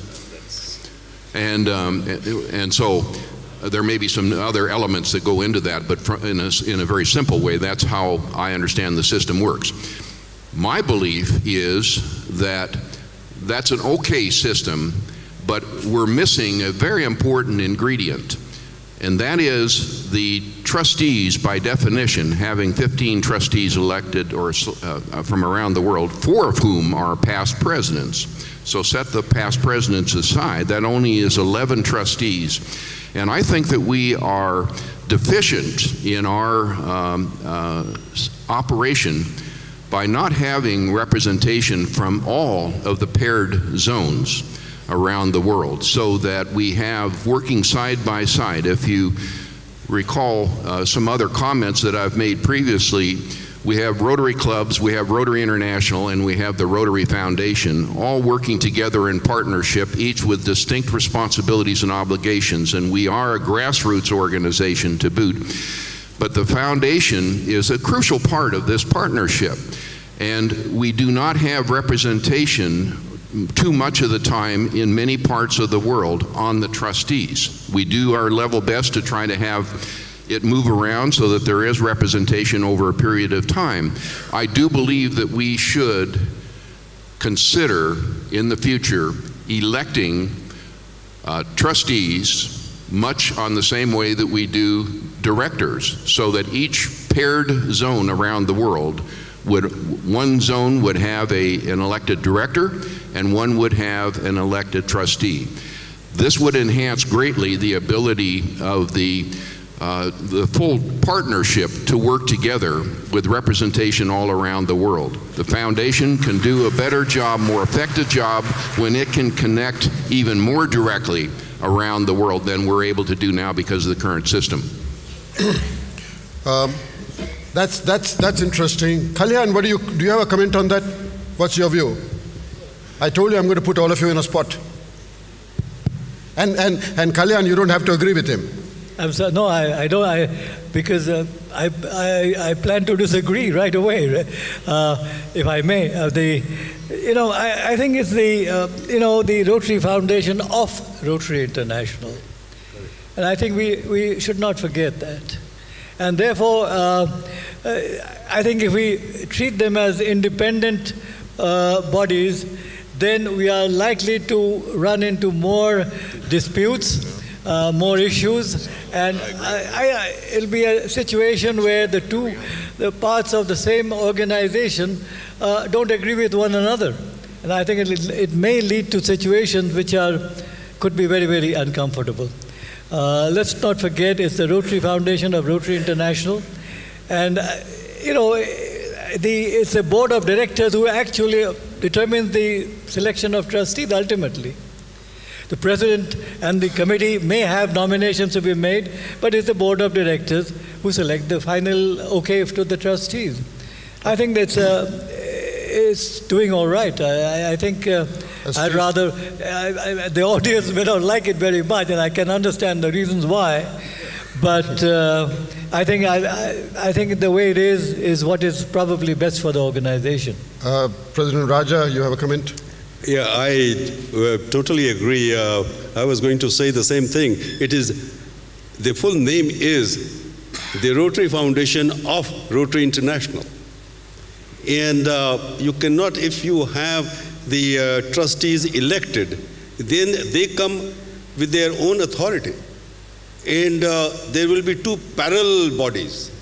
And what I fear is that Rotary International may get relegated to second position. Why? Because Rotary Foundation will have all the funds. They will have more money. And that is where you have two parallel organizations, whereas we have to have one supreme body, which is the Board of Directors of Rotary International. And if the problem is that all the zones are not represented, increase the number of trustees. By that, you get the representation from all zones. But go through the same process that you have right now. Thank you. All right, I'm going to move on to some other subject now, and I'm going to address this to past President Kalyan. Kalyan, we've been pushing for membership, and you heard some excellent statistics provided by John. Now, in the process of increasing members, are we dropping quality? Are we bringing in Rotarians who should not be in Rotary? Or bringing in members who should not even be in Rotary?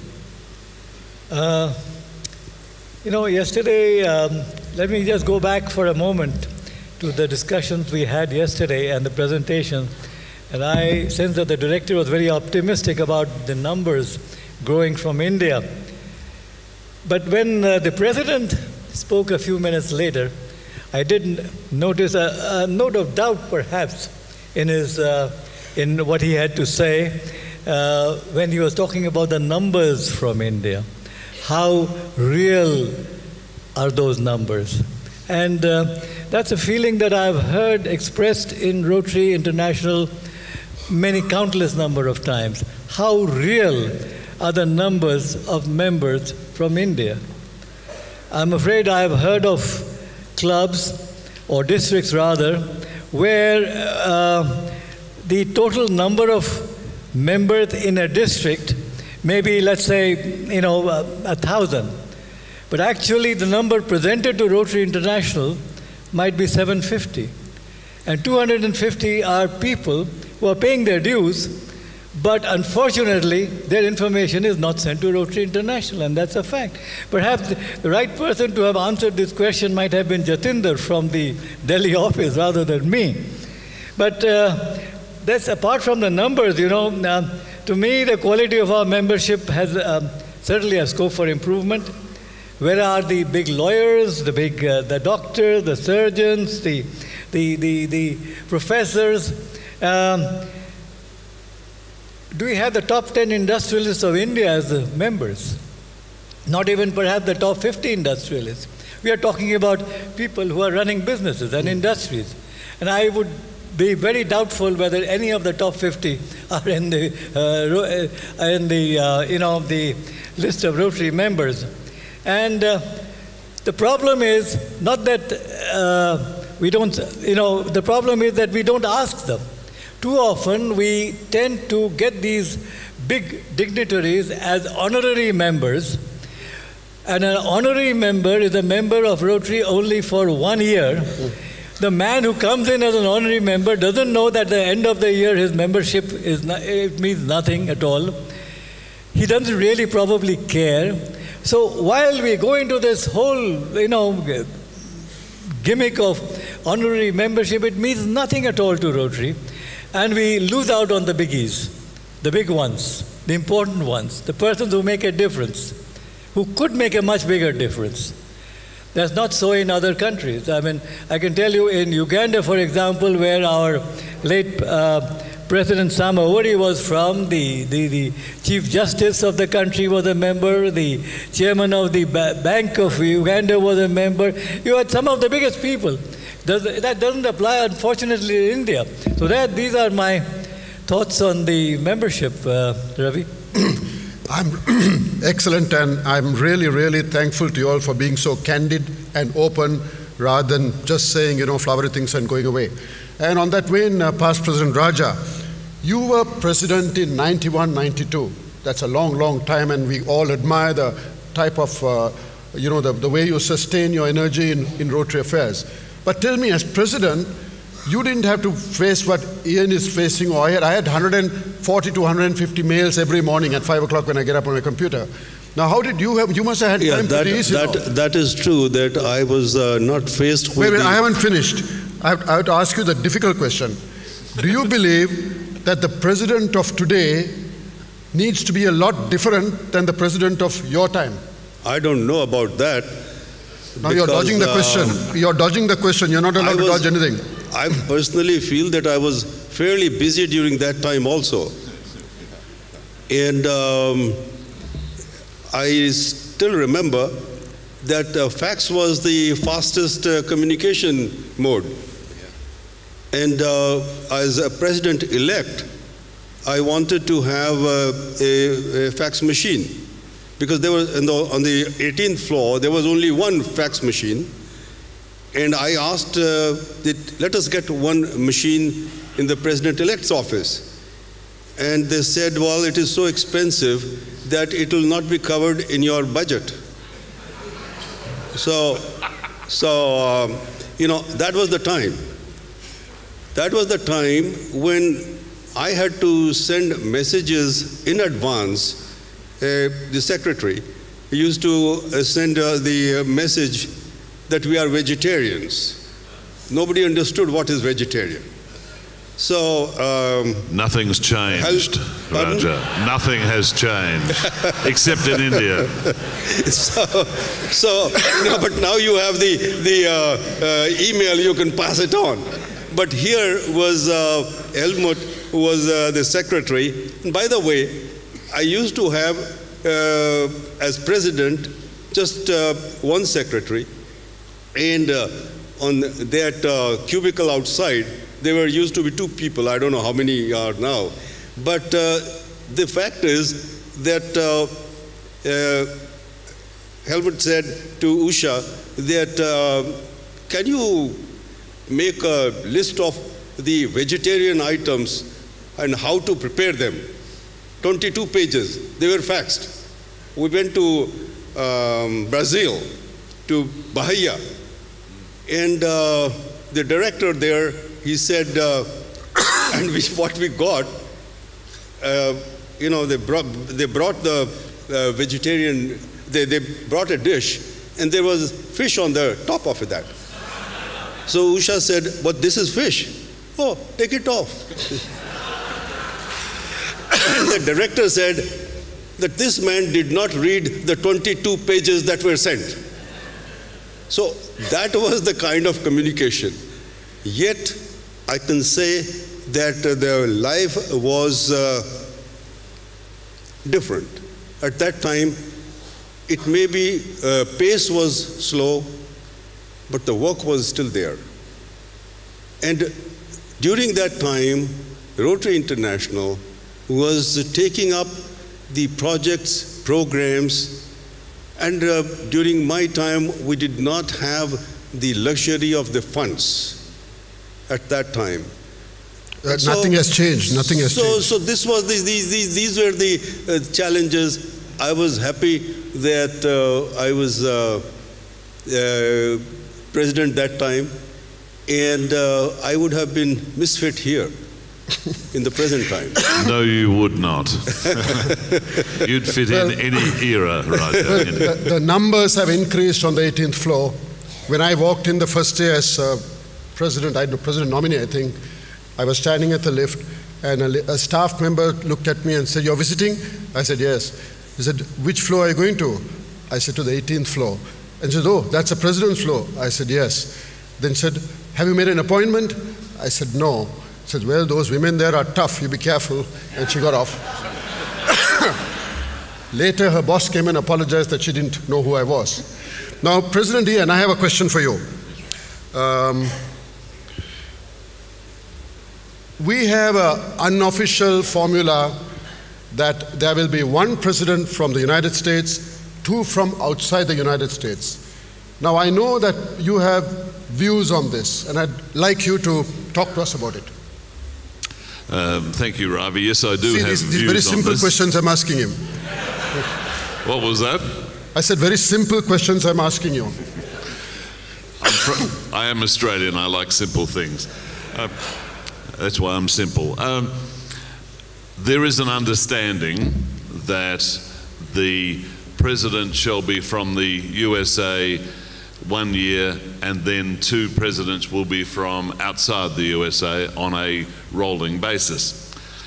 I don't like that for 2 reasons.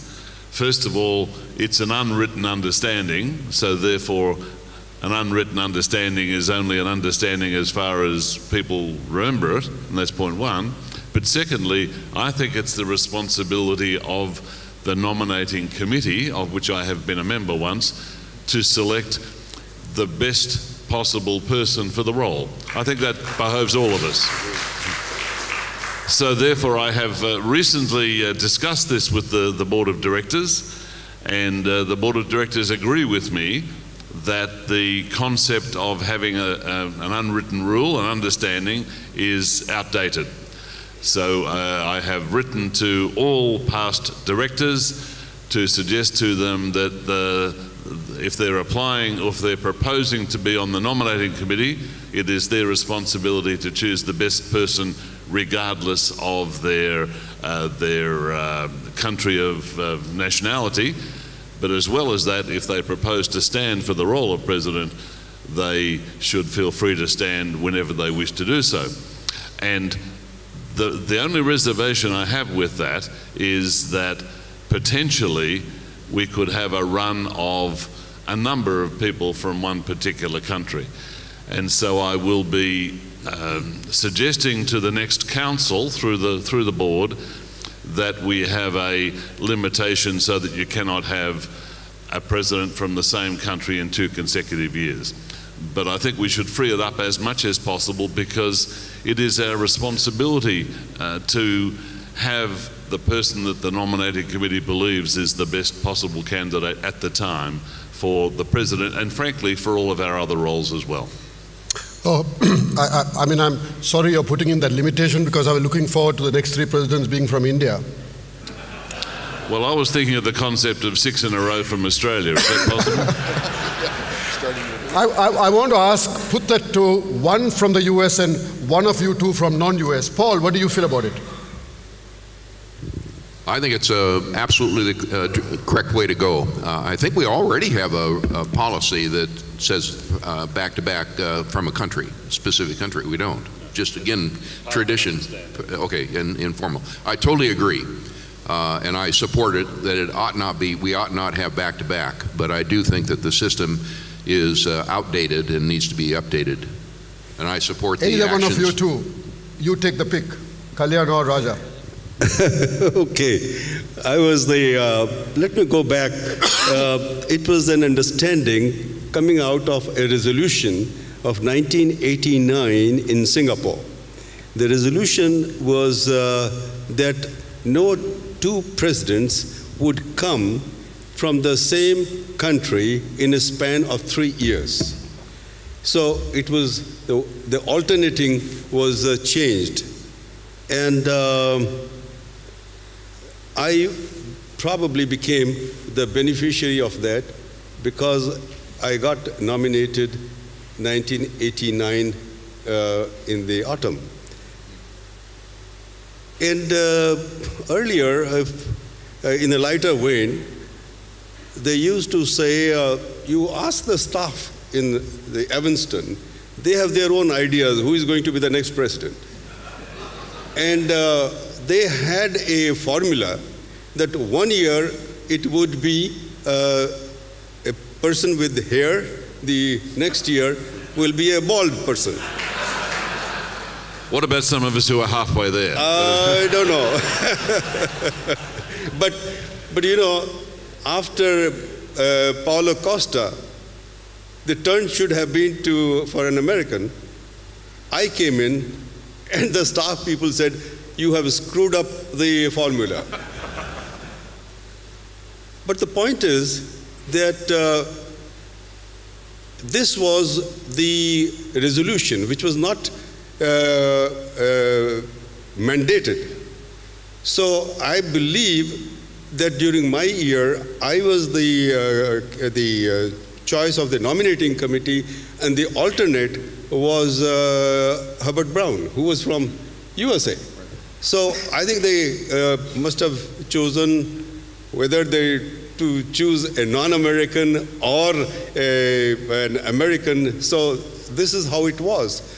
I believe that even today, the General Secretary, when the nominating committee meets, he goes and says that please do not take notice of this tradition or the resolution. That's what I'm told. I'm not sure, but it is true. That is true, but of course, if people have in mind this understanding, the only nominees are those from a particular geographical area. So yes, the General Secretary does make that statement, but it's after the event. The only thing is that, you know, ours is an international organization, and there are certain areas where we need to have the representation. And many times in the interview or in the kind of one-to-one question and answer, one may not be able to, if the person is not so fluent in the language, may not be able to influence the nominating committee. Take, for example, Japan. Take for many others. Now, it's an important country. So how do we get the representation from such countries? That is one of the important factors in our international organization. May I respond, Go ahead, Ravi? go ahead. I agree entirely, Raja, with that, and that is part of the rationale behind the proposal not to have consecutive presidents from the same country, because you're right. If your first language is, or even your second language is not English, and the interview process is conducted in English, and you're being compared with someone who is extremely fluent and capable in that language and very eloquent, it does put you at a disadvantage. I entirely agree with it. Well, next year could well be historic, and correct me if I'm wrong, because we will have a president for the first time with a beard. Am I right? With a beard.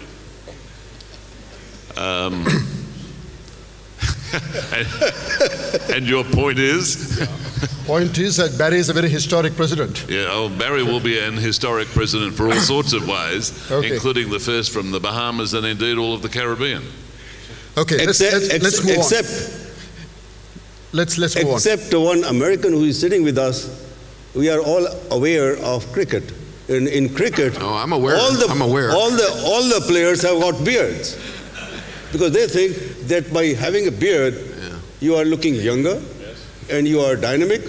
You become Don Bradman, not that Don Bradman now, but you become Virat Kohli or something like that. Okay, let's move on now. And I'm going to address this to past President Kalyan. Kalyan, when you look at big brands, look at BMW, their logo is the ultimate driving machine. Look at Singapore Airlines, a great way to fly. Rotary, we change it every year. Is this necessary, and do you think it's a good thing? And I know when you were president or president-elect, this came up on the board, and you were even willing to make some sacrifices on that.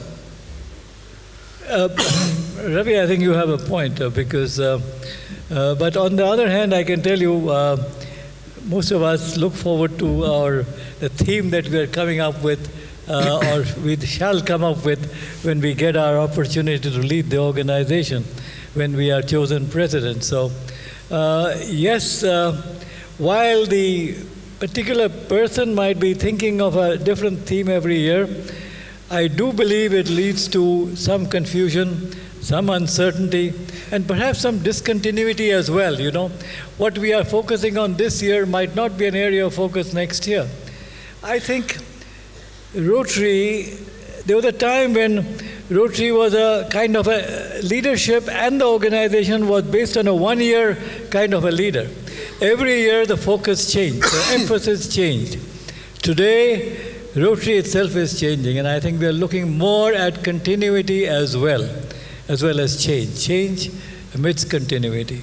Continuity amidst change. And I think, as one of the past presidents, Carl Willem, I think it was, he said that, let's do away with this presidential theme. I mean, let it be something like Stenhammer, Carl Willem Stenhammer, yeah, sorry. He said, let it be something like, he profits most who serves best. Service above self. So, or service above self. That kind of a thing, that can be a theme of Rotary, and I think it was well accepted in that particular year. Of course, the president again the following year went back to having a theme. So I would say that slowly we are going more towards having continuity as a theme, and this is something that's a decision that needs to be taken by the Council on Legislation as to what do we need to do. Because the Council is not one who really decides on the theme aspect at all at the moment, but perhaps it ought to, for the sake of continuity in the organization. Paul, you want to comment on that? I know when this came up, you are one of those strong advocates against it. This has come up at the COL at least 3 times in my memory and has been voted down fairly significantly, although there was one year I think it was fairly close. And I argue strongly in favor of having a presidential theme. The change that's been made in the last, I think it was 6-7 years ago, fairly recently when we moved seriously into strategic plans and have those defined, is that the presidential theme needs to be supportive of the strategic plan, which provides for the continuity that we were not experiencing in years prior. Here's the thing that everybody that argues in favor would appear of having constant or no theme, does not fully appreciate, it appears to me, is that The president needs to build a sense of teamwork amongst all of the governors around the world. I guarantee you this, that if we were to do away with presidential themes, every single district governor would have their governor's theme and in effect would accomplish the same end result. And this at least is a way in which that we can reduce the probability of 537 governor themes out there competing with all kinds of messaging that's coming from Rotary International. So I think having the presidential theme, as long as consistent with the strategic plan and is supportive of where we're going, and this year's theme and in all the ones represented, in truly years as well, Raja, going back to 91, 92, all would support that. So I think it certainly, and plus, a lot of people don't realize that the Rotary Foundation benefits by well over $1 million in ties and memorabilia that are sold centered around the presidential theme as well. And that too would be something that would be a loss, if you will, if we were to move away from that concept. President Ian, you'll have a comment on that? Well, one of the gains would be that I would get rid of a heck of a lot of theme ties from each year in my wardrobe. I happen to, and I've heard this discussion backwards and forwards for many years now, I'm one of those who actually enjoys the theme system that we have now, because I think it's inward looking. Service above self is what we exhibit to the outside world. And that is, when I say the outside world, I'm not talking about Mars, I'm talking about non-Rotarians. And to me, it's a wonderful expression of what it is that we do. And we should maintain and cherish that. And I understand where Carl Wilhelm was coming from. But when we have an annual theme, I think it is the President's method of seeking to focus our attention on a particular style or activity for a year. But to pick up Paul's comment, I think it is absolutely crucial that we have a degree of continuity, of thinking within a strategic plan. And I'm on record as saying I'm grateful to you and to John Germ for the way in which you involved me in your discussions and decision making, which I'm doing with Barry and with Mark. And I think that's absolutely critical. And can I also make the comment that I think a close relationship between the President and the Chairman of Trustees is critical as well, and it's a pleasure to work with Paul. Thank you. DG is here. Do you know what next year's theme is? Anyone knows? Can I share it with you if you'll keep it confidential? I believe it's perform or perish. What did he say? Next year's theme, do you want to tell you? Okay. Paul, this is to you. What I'm trying to do is bring to you the type of discussions that takes place on the 18th floor in the boardroom. And these are the type of things, questions, debates, discussions that goes on. Everyone doesn't agree with the President. There are others who will disagree. And that's exactly what you're seeing now. And Paul, I have a question for you. We have these areas of focus. In my view, there are some essential areas that are missing. For example, ecology, Ian's thing of planting trees, etc., is not there. If you look at maternal and child health, what about the health of teenagers? What about geriatrics? What about the older guys? So don't you think there's a lacuna here in these areas of focus? That's a bit of a complex question. And as chairman, can't you just change it? Pardon me? As chairman, can't you change it midstream? No. I'm not sure I understood. As chairman, can you change the areas of focus? Can we change areas of focus? No, but the President can work around it very discreetly, as President Ian has done this year, which shows that just because we have areas of focus doesn't close the door to other ideas and concepts that can be integrated in. I think there's no question, every one of us could probably pick one other. If we could say we're going to go to 7 areas of focus and we were to take nominations for that, I would bet a handful that we'd have 12 to 15 to 20 ideas that would come forward, most of which we would all agree would be worthy of this. The first thing is that the process in which the areas of focus were developed was over multiple years of research, reaching out to Rotarians around the world and Rotary leaders around the world to get their ideas and their feedback. Number two, looking at where our grants and where Rotarians have been spending their dollars, both at the district level as well as on a matching grant basis back when we had those 3H grants and other things, and a very sophisticated process. The whole bottom line was that we needed to come up with a relatively narrow, yet still broad-based of the most critical issues that appeared to be both in the interest of Rotarians as well as in the interest of making a positive impact in the world. In terms of advancing cause of peace, health, and all of the things that will eventually, in theory, eliminate poverty and the things that ultimately lead to conflict and wars down the road. All of this doesn't preclude the ability to inject the environment as a priority along the way, or could be any, hunger is another one, and there are just so many things that we could add to this population. But here's the Rotarian Action Group concept is one way in which Rotarians can pull together.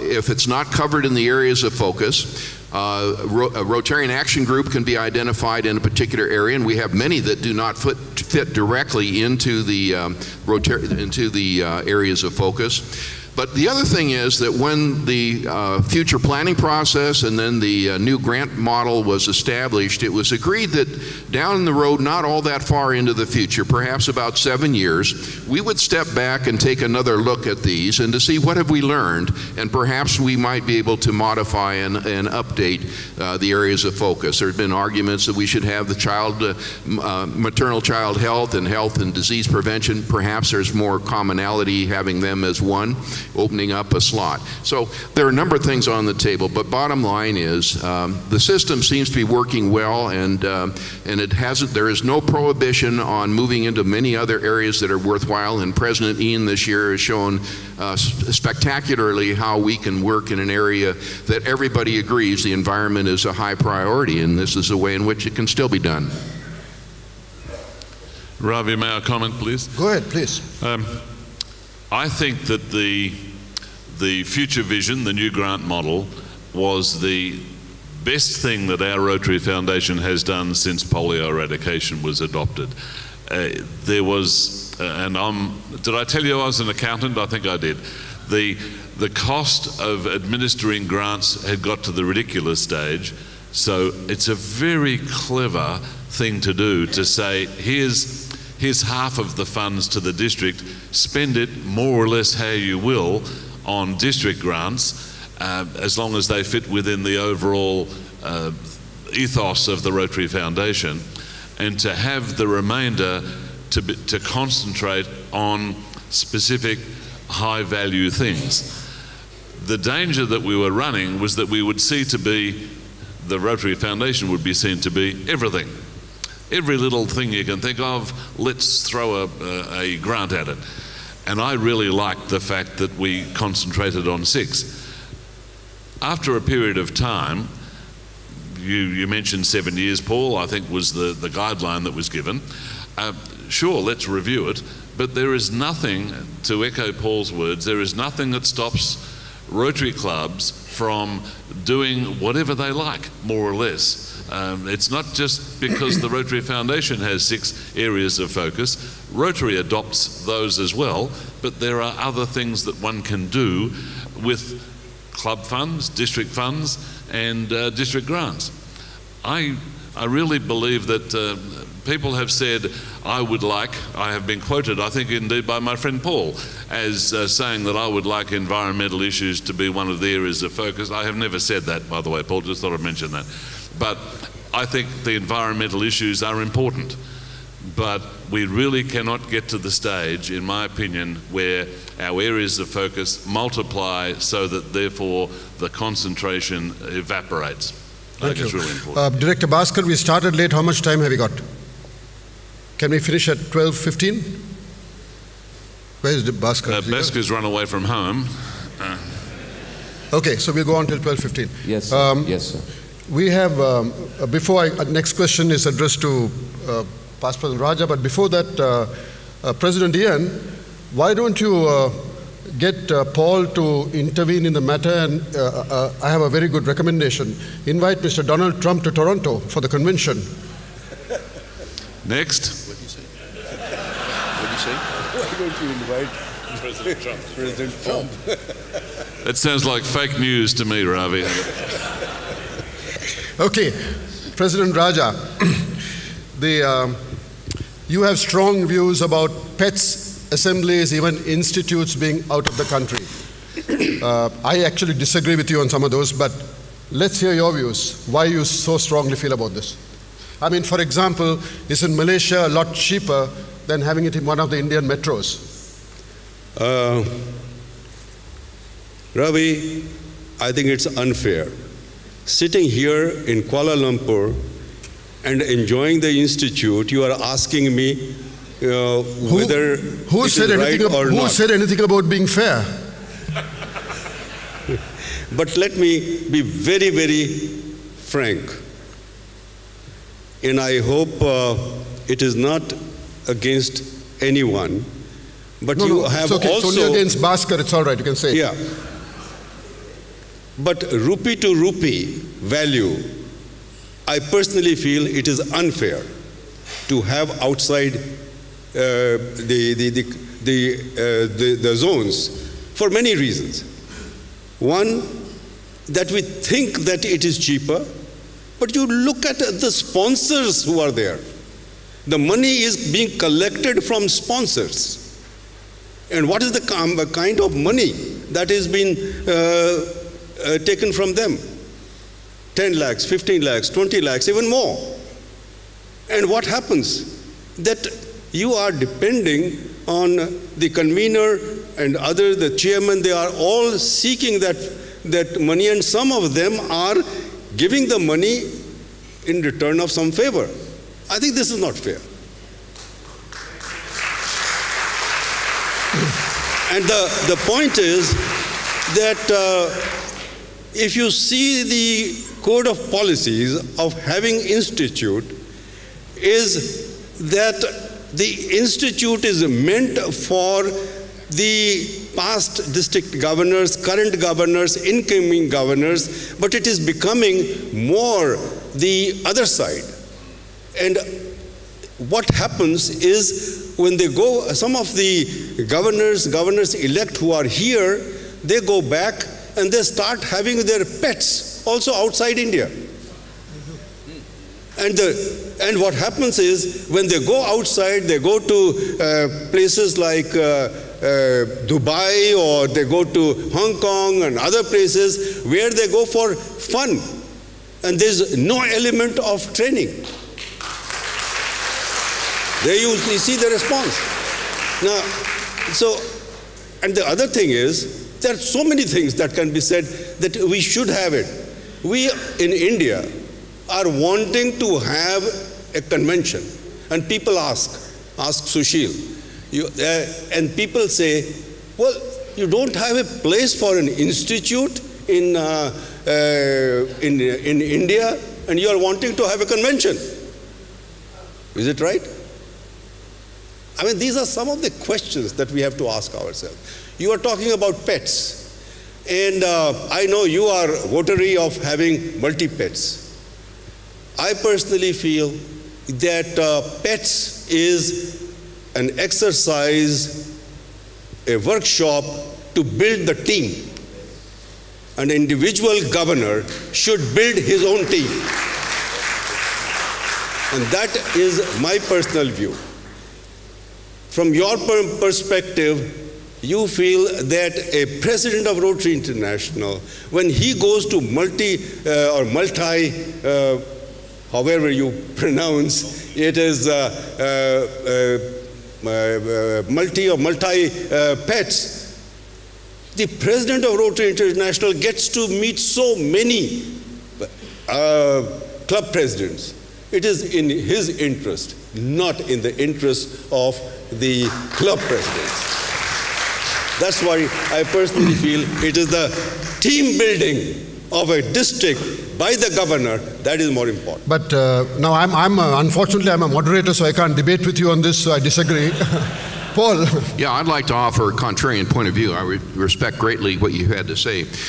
The multi-district pets concept started in our part of the world, in fact in my zones in Southern California, USA, 30 plus years ago. And I would argue, with all due respect, maybe in the beginning there may have been bumps in the road in the evolution of the multi-district pets, but I can guarantee you from my experience across the United States in particular, we have many multi-district pets. We have the best of both worlds in terms of there is nothing that prevents the governor from meeting with and working with his or her team of club president-elects. That absolutely takes place and is a very critical part of our designs in our multi-district pets that I've been exposed to, and I've been exposed to maybe as many as a dozen of that. And secondly, by having a larger audience, albeit like this, you have the presidents, president-elects, you have the chairs of the trustees and other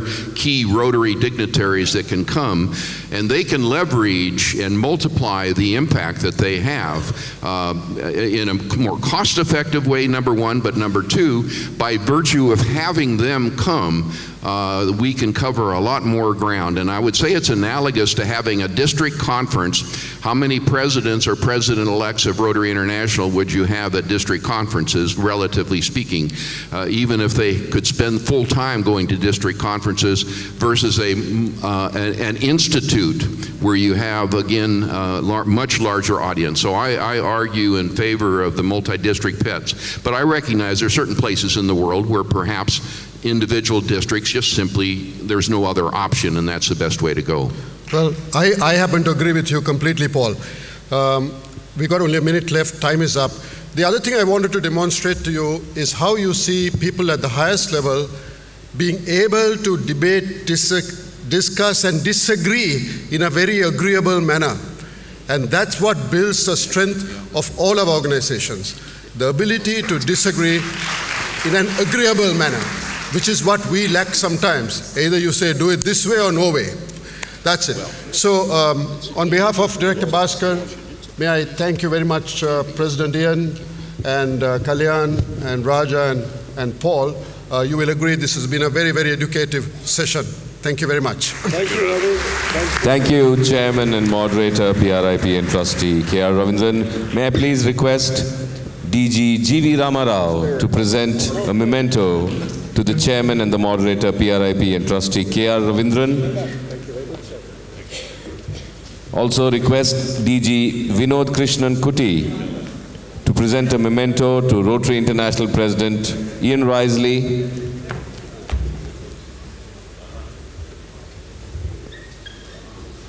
G.V. Ramarao to present a memento to PRIP and Trustee K.R. Ravindran. Vinod Krishnan Kuti to present a memento to RI President Ian Risley. District Governor Rajkumar Bhutoria present a memento to TRF Trustee Chair, past Rotary Director Paul Netzel.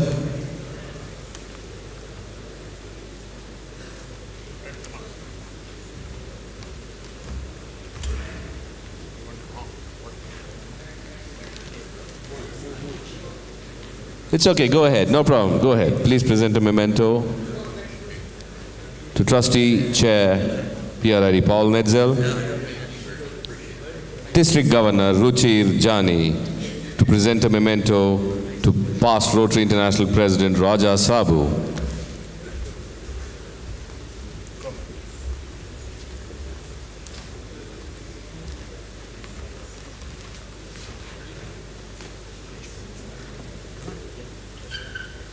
District Governor Ranjit Singh present a memento to past Rotary International President Kalyan Banerjee. I think you both can do it together, Ranjit and Ruchir Jani. Okay, since Ranjit Singh's coming up now, to PRIP and Trustee K.R. Ravindran, please.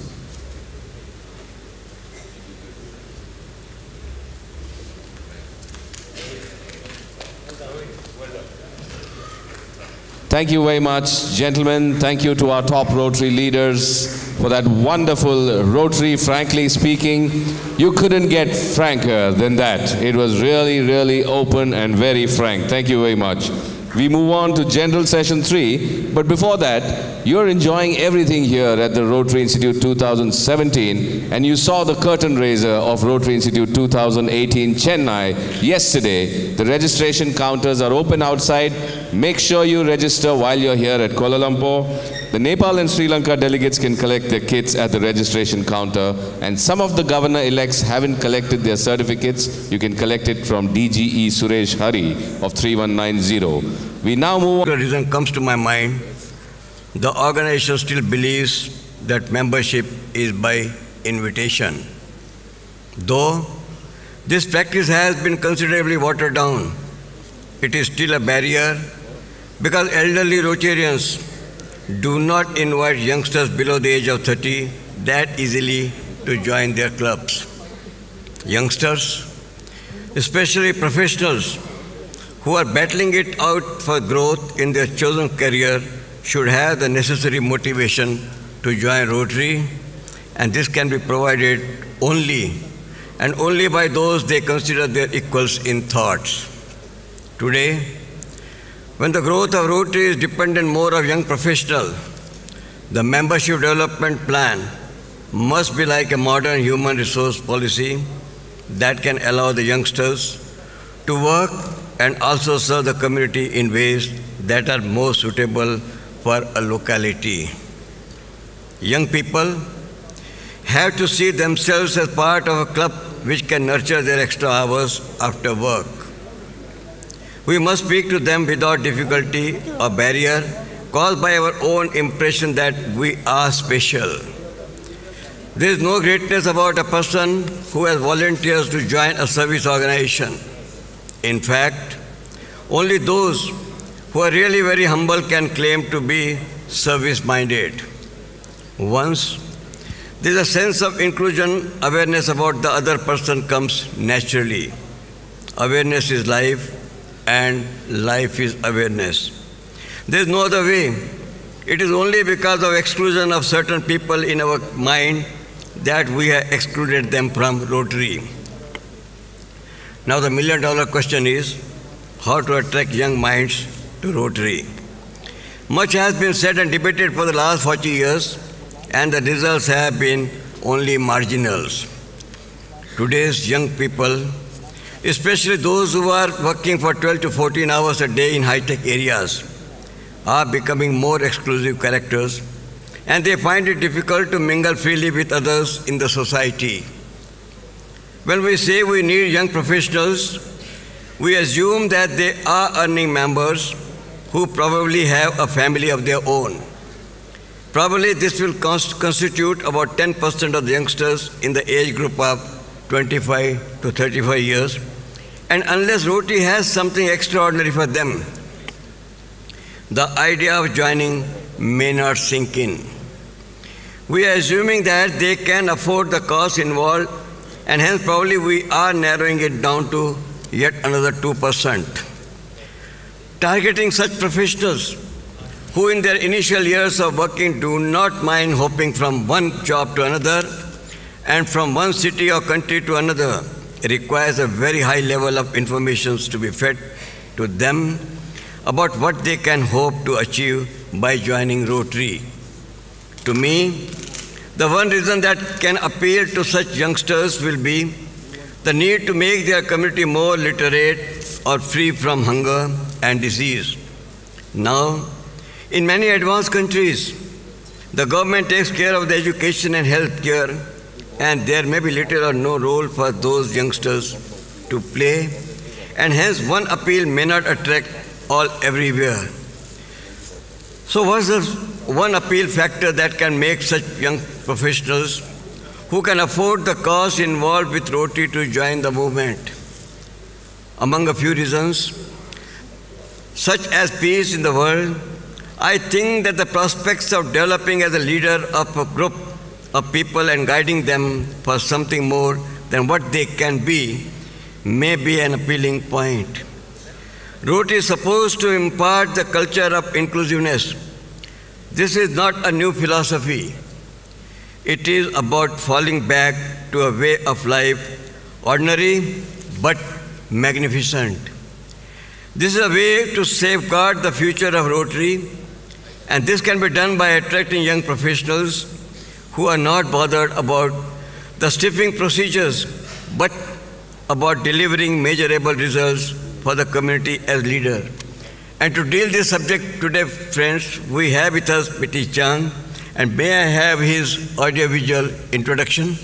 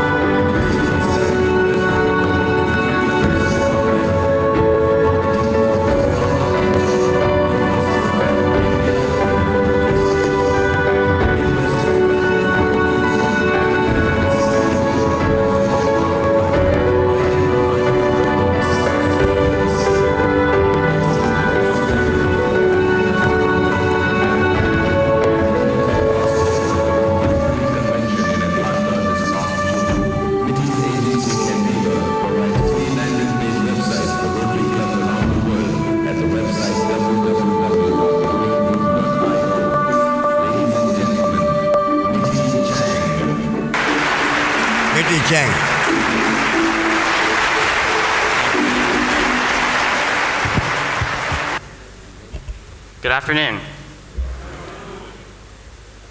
So for work, I tell stories. I tell stories about businesses, about organizations. I want to start with telling each of you a story. This is a story about an old man who was very kind-hearted, who loved solving problems. And so he went to his doctor one day, and the old man asked his doctor, "Doc, I think I'm having problems with my wife. I think she's having hearing problems." And the doc said, "Why do you think that?" And he replied, "Well, I ask her questions and she doesn't respond. I think she can't hear me. Is there something you can prescribe, a self-diagnosis, that I can go back and do myself? I want to solve this problem." And the doctor said, "There's actually something very simple you can do. You can go back home, stand several feet away from your wife and ask her a question, and then approach closer and ask the same question until she responds, and that way you can find out the extent of her hearing loss." Very excited to be finally working on a solution to the problem, the old man rushes back home, finds his wife making supper, and stands about 20 feet away from her and asks, "Honey, what's for supper?" No response. So he moves up 5 feet, same question, still no response. He moves up again, 5 more feet, same question, still no response. Then he moves up 5 more feet until finally he's just 5 feet away from his wife and asks for the 4th time, "Honey, what's for supper?" And she responds. For the 4th time, it's pasta.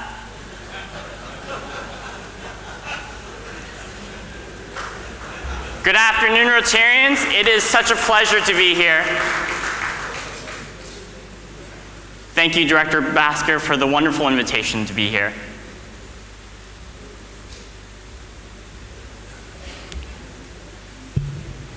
I want to take this time to thank my speaker's aides, Binodin, and also his wife, Vijashri, who goes by Shri. They're over there. They've been so wonderful to me. And they gifted to me yesterday a book of wisdom. I'm going to try to pronounce it. I hope I get it right. The third Kupol. Thank you, Vinodin. And in this book, and so when he gifted me this book, he told me, Midi, this is a book that's been passed down for many generations, and you can find every answer to life in this book. If you ever have a question, look in this book. And so I did a little bit of reading, and I found this saying in the book: listening is the wealth of wealth. It is the crown of all wealth. Wealth acquired by listening is the wealth of wealth, and it's the greatest of all wealth. I think we can take this lesson and apply it to the old man and to that story. To that story where listening is really important, and it's a key part of communication, but sometimes you need someone from the outside to tell you that you might be part of that problem. Sometimes listening isn't enough. Sometimes you need someone to tell you you might actually be the one with the hearing problem.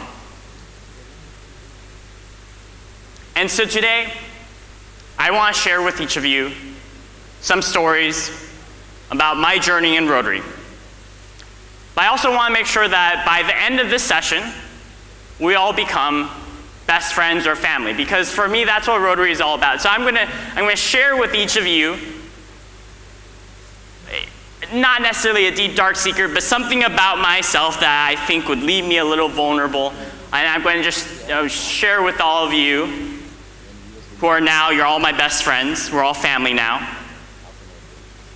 I'm feeling pretty confident right now because I'm wearing my lucky Rotary boxers. They're my Rotary underwear. They're blue. And it's got the Rotary Master brand, but in white. And I bought it at a past convention, and I like wearing it at special Rotary occasions. And now that I've shared with you what I'm wearing, you can tell me what you're wearing. I'm kidding, you don't have to do that. Maybe later as we get more drinks.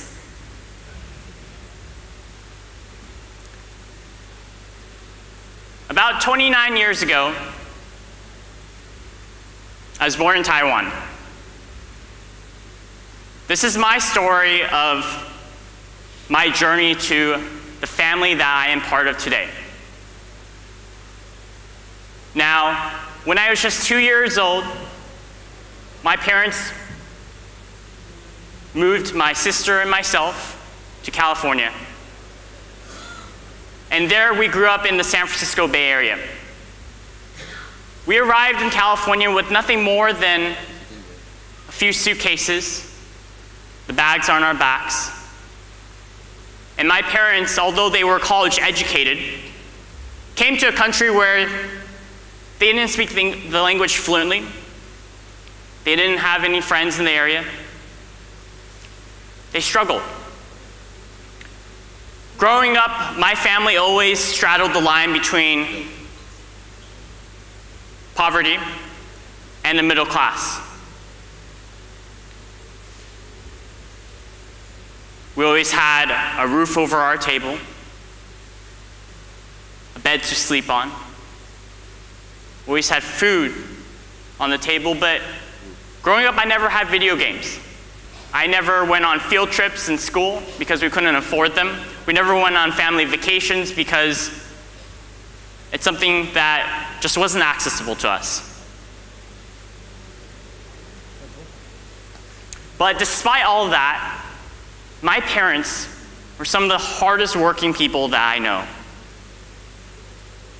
I remember in primary school, every day we would go to the warehouse where they would be packing and unpacking boxes, working a hard labor job despite having college degrees. But they did that to put food on the table, and they did that to support us. And a few years later, they recognized the technology boom. They recognized the world of computers, the world of internet, and they saved up and they bought my family a computer. And that was the start, a turning point, a milestone in my life. It was at that point, in the 3rd grade, when I had my first computer and started learning about how websites worked and how to build a website. And it was in 4th grade that eventually I built my first website.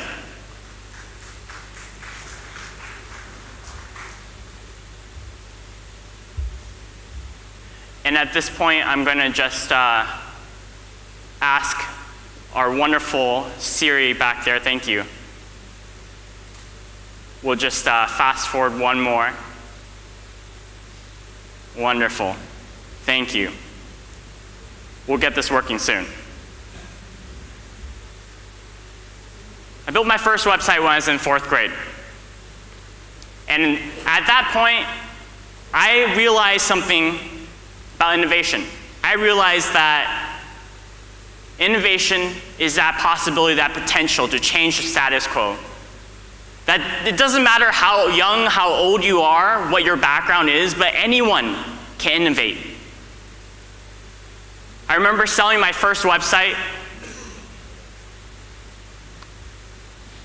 I was in the 7th grade at the time. I got this check for $200 US. I was so proud of myself, and I went up to my mom and my dad, and I told them, as you can see in this next slide, Mom, Dad, just got paid with my first check. I'm ready to move out. You can come visit me on weekends.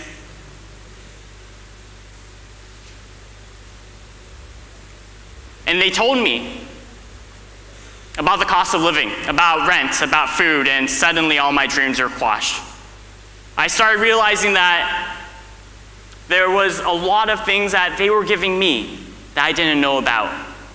But it was at that point of holding my first check at 12 years old for $200, I realized anything is possible. Anyone can innovate.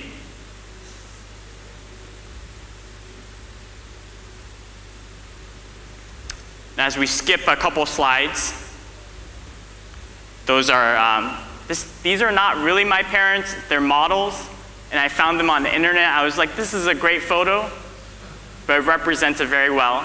That would be younger Midi begging. And in the next slide, we'll share a little bit about Interact.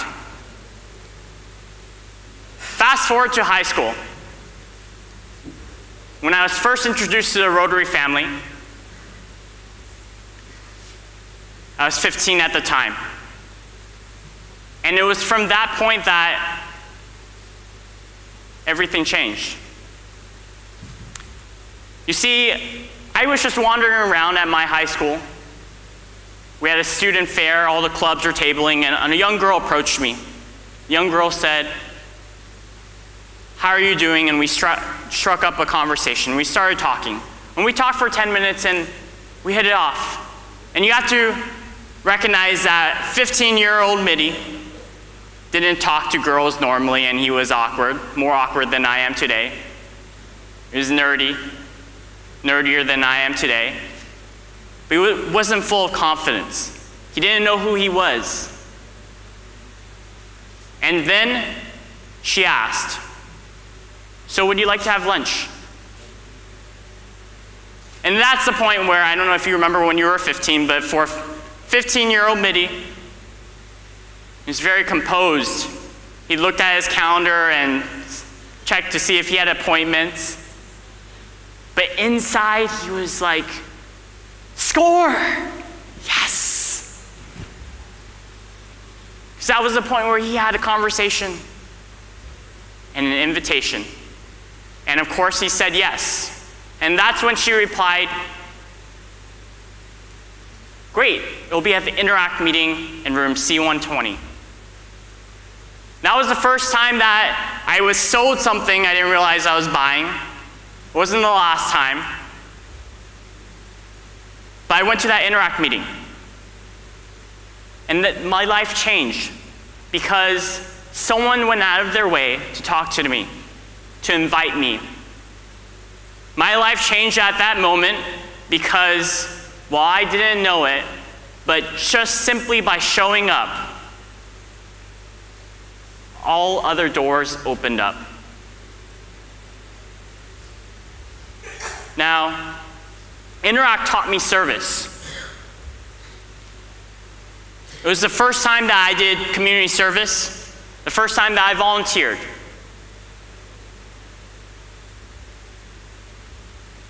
And I don't know if you know this, but I come from the world's largest Interact district. We have 10,000 Interactors in our district.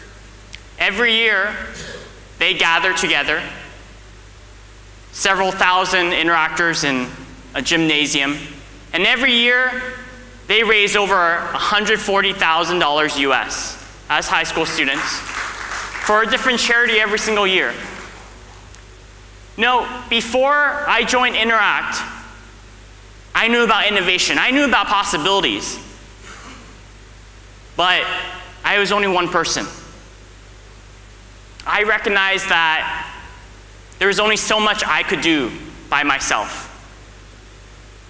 And it was after joining Interact that I realized that together, when you're with other like-minded people, you share a same goal, the sky's the limit. Anything is possible. That's what Interact taught me. Interact taught me the lesson of teamwork.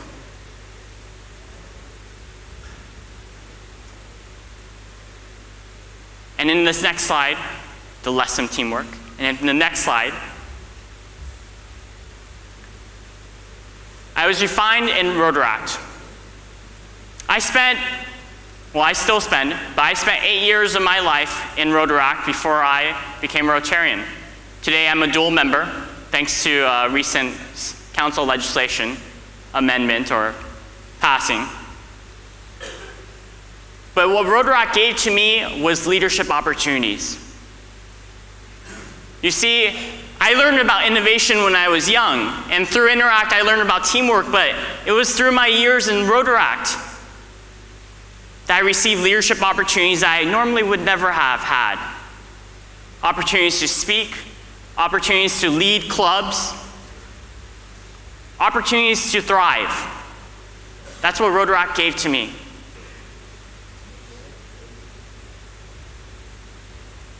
The lesson of leadership.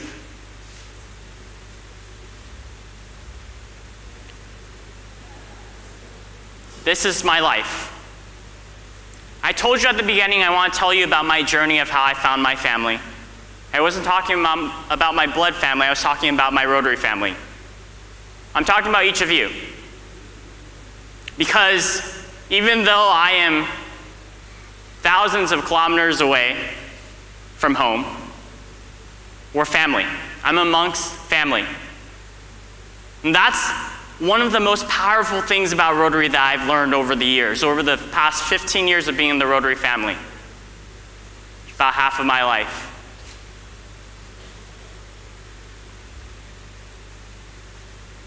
So let's talk about Rotary. So why did I share my life with each of you? Why did I open up, tell you the color of my underwear, leave myself vulnerable?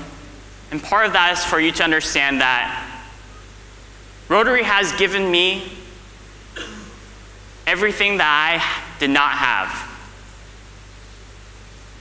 as a youth program alumni, going from Interact, doing RILA, going through Rotaract, now being a Rotarian, a past president for my club. It's because of Rotary that I've had these leadership opportunities. It's because of Rotary that I've learned how to do service. It's because of Rotary that I'm able to travel around the world, meet amazing people I normally would never have the opportunity to sit with, listen to amazing speakers, experience what it means to be a member of the Rotary family, and each of you understand this. That's why you're here today. But it's because of all of this that I feel like it's okay for me to talk to each of you about the future of Rotary, to have, following our frank discussion, the panel, a frank story about membership. Now imagine the year is 100 years from now, the year is 2117. We're in a history class with a young girl. She's reading about the 21st century. As she's reading,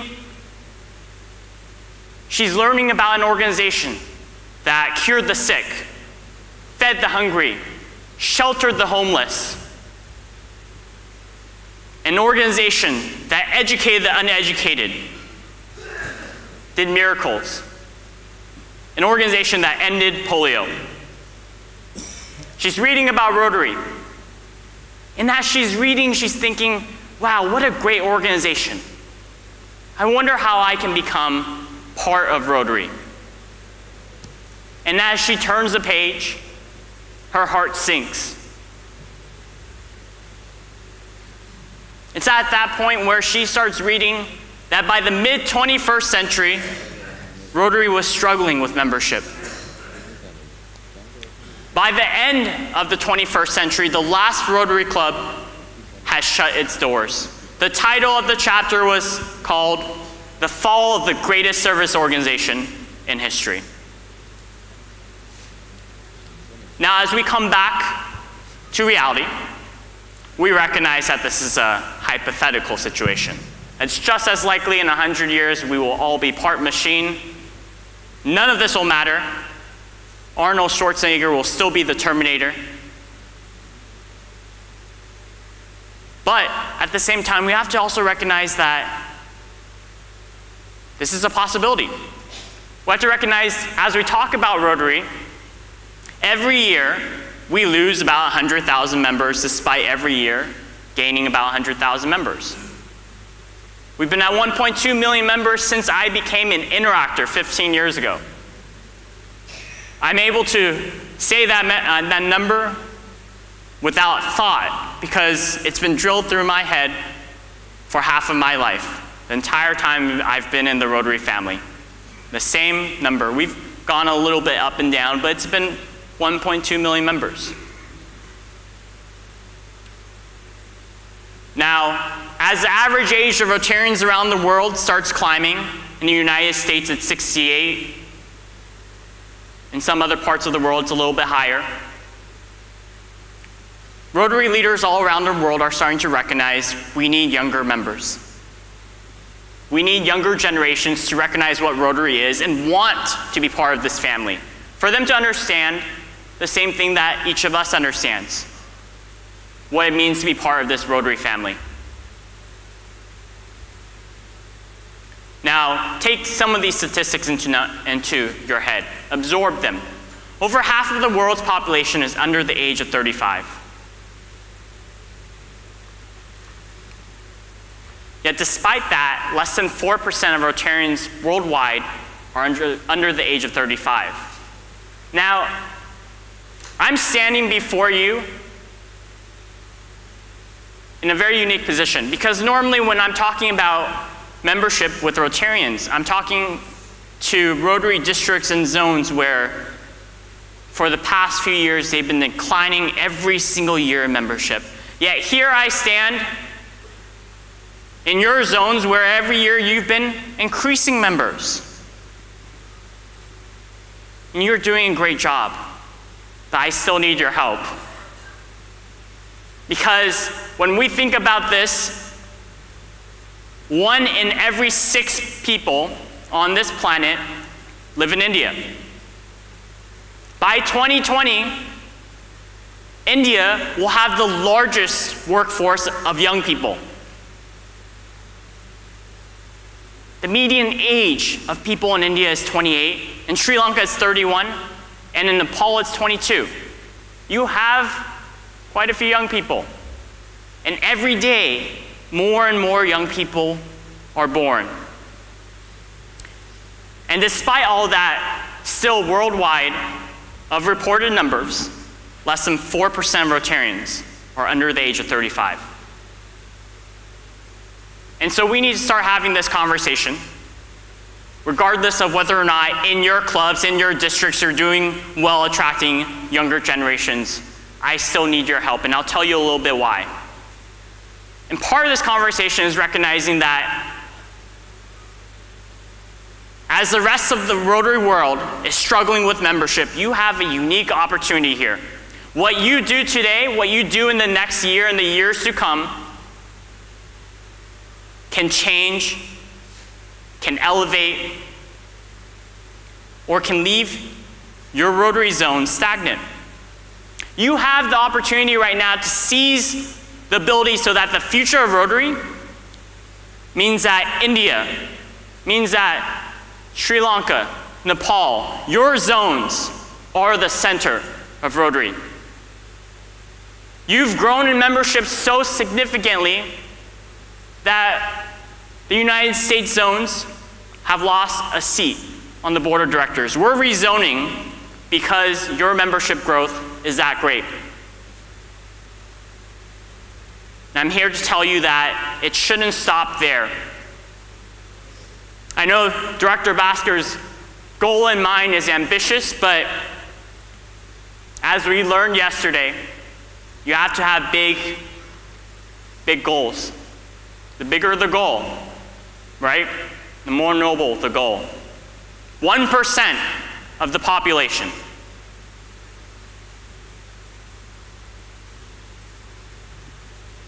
I ask myself this one question every single day, and I have been for the past few weeks. What more can I do? It isn't a conversation about how many years of experience we have in the Rotary family, our demographics, our aptitude. It comes down to this: what more can I do? As an innovator, as an entrepreneur, as someone who just loves his Rotary family, I always think about what more can I do? What more can I give? Now, innovation is approaching the status quo with new ideas and solutions. And I learned that at a young age, and I shared that with you. But it was really Interact and then Rotaract that taught me about the power of teamwork, about the power of the Rotary family. So what more can I do? Change to what more can we do? And that's the conversation that I want to have with each of you today. As my new best friends, as members of my Rotary family, what more can we do? Now, centuries ago, cartographers used to draw on maps these sea creatures and dragons, and they would also write on these maps, Hic sunt draconis, which meant in Latin, here be dragons. And see a little bit of a dragon on there.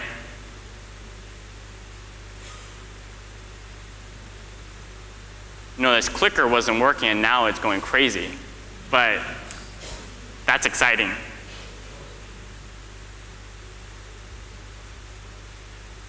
Now, I want to walk through with each of you what these dragons mean.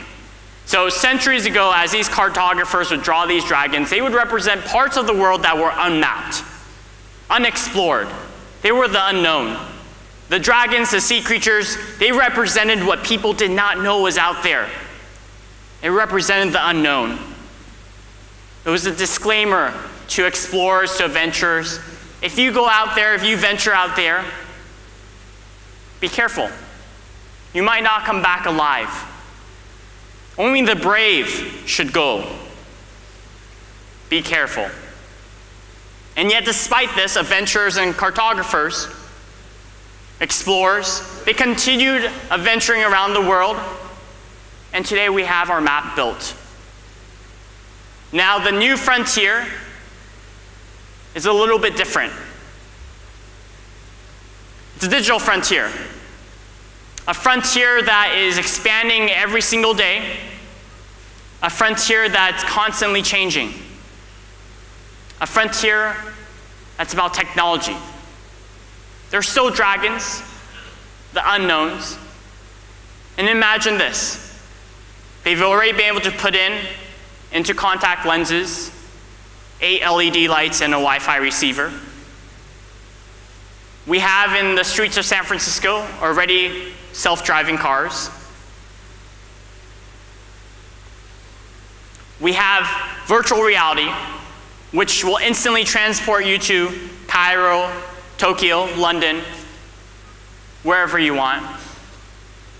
And we have augmented reality, where in the future, instead of wearing name badges at a conference, you're going to have your glasses on or your contacts on, and you're going to look at someone, and you'll get their facial recognition. Their Facebook profile will pop up next to them with their name.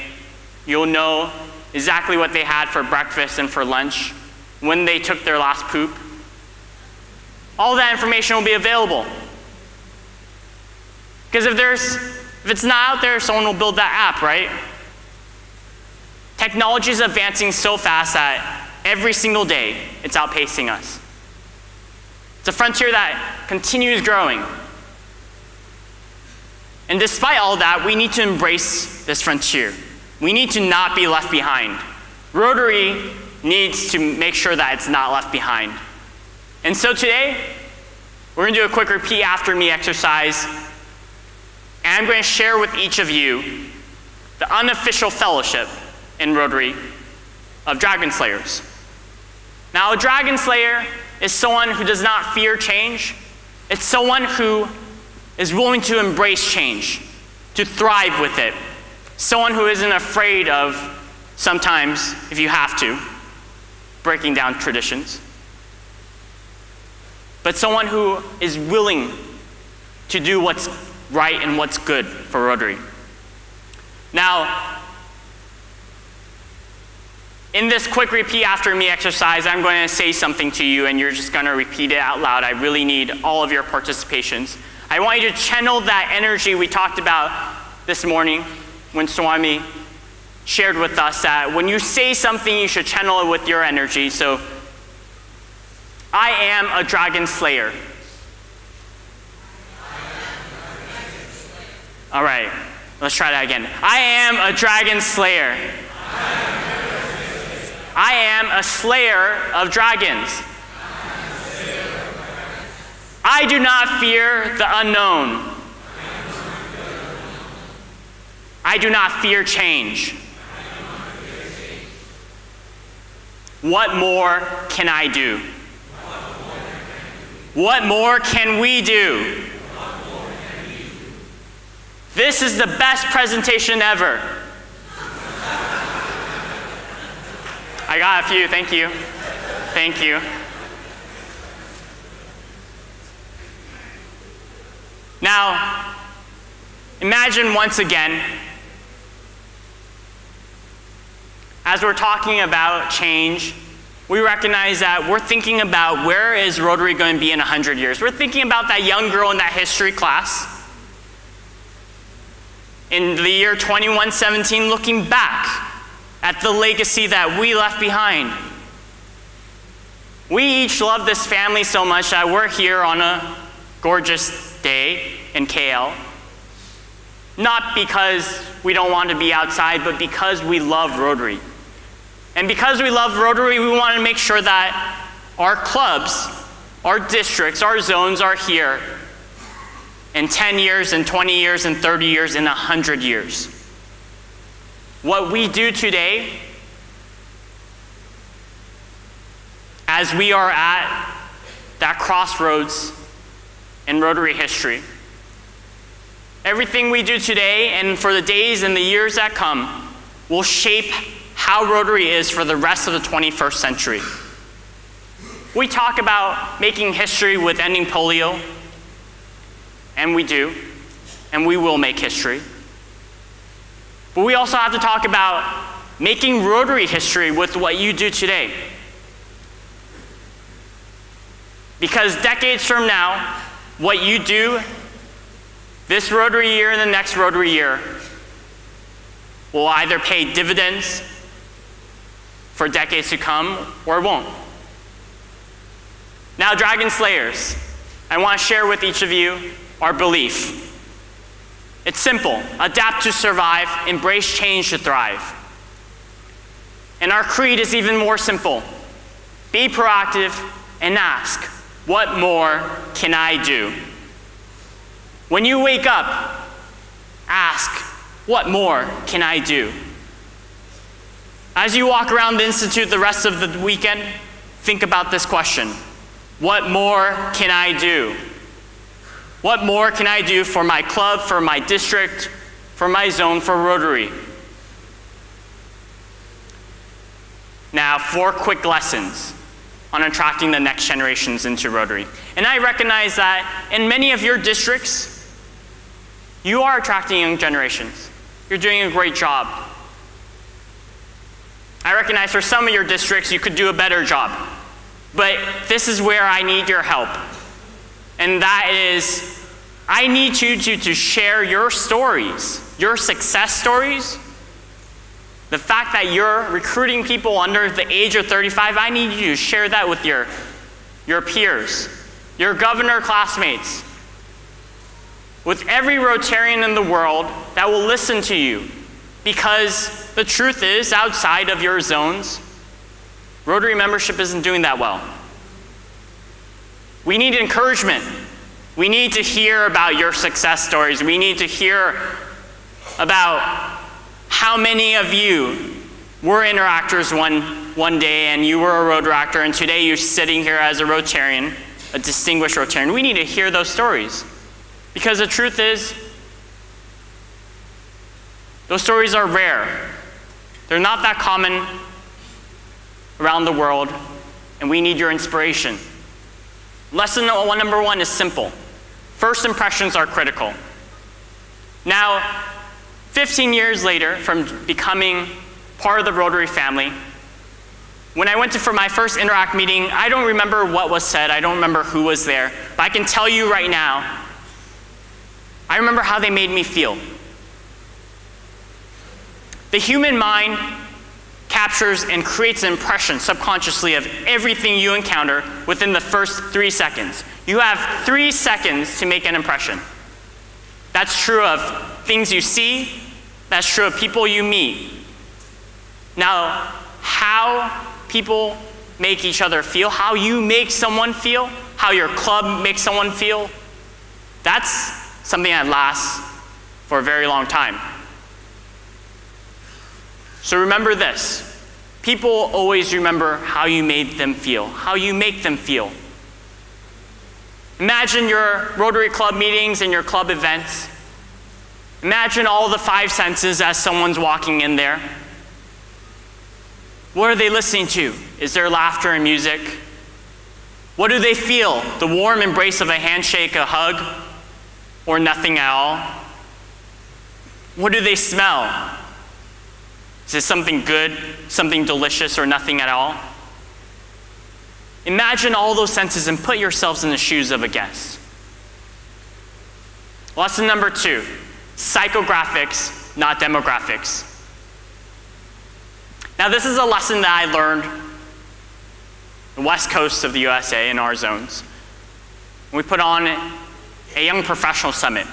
We gathered from every single district in our zones 3 young Rotarians and also 3 district leaders from every single district. We had over 100 people for a 2-day event, and we split them up the first day. On day 1, the average age of one room was 28, the average age of the other room was 68. We asked them the same questions. Why do you think young people are not joining Rotary? Do you think it's too expensive? Do you think it's because they're not ready? Do you think it's because some club traditions, part of Rotary, turn them off or make them not want to join? And we thought, when they came together on the second day, that the answers would be completely different. And on that second day, when we came together for those answers and everyone put up their giant posters, we found the answers were the same. It didn't matter that the ethnicities, the age, the industry you work in, the geographic location, any of the demographics, none of that mattered. None of it mattered that people were different. What did matter was how people thought, how people think, their psychographics. It mattered because when you put like-minded people together, you can get along. And that's why I have many friends in Rotary who are cross generations. And that's why some of the best mentors in history have been multi-generational. And as we're talking about this, I want you to think about young Rotarians under the age of 35. I also want you to think about Rotaractors. I want you to think about people not in the Rotary family who are under 35, who are not family to you, not blood family, but imagine how many of them you can name. How many can you name, you know their first name and also what they do for a living? And ask yourself this question. Have you ever invited them to one of your Rotary events? Have you invited them to become a Rotarian one day? Because in an organization where we have Rotaractors all around the world, our worldwide conversion rate from Rotaract to Rotary is less than 4%.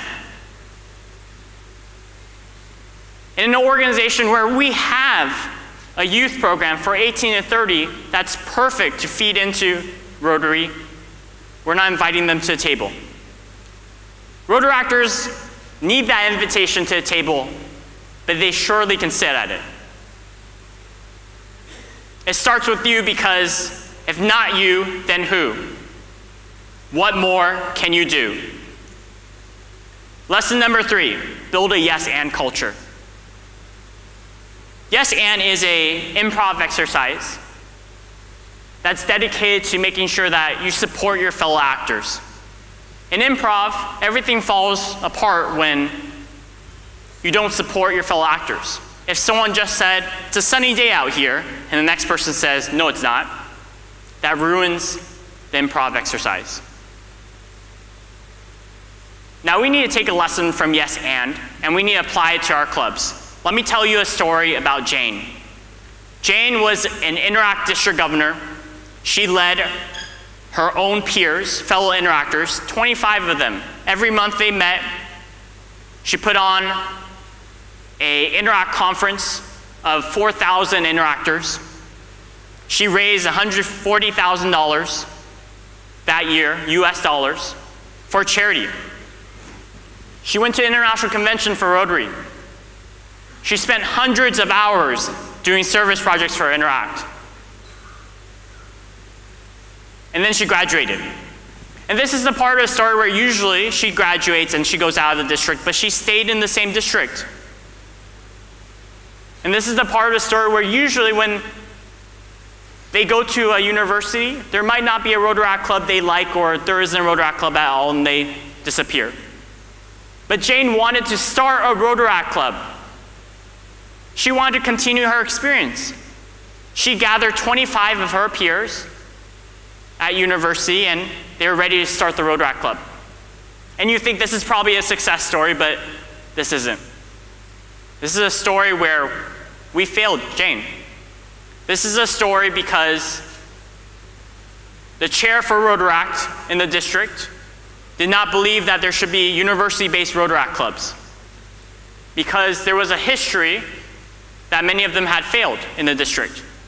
And so he told her a very simple 2-letter word, no. This very simple 2-letter word became something that extinguished Jane's passion, her flame.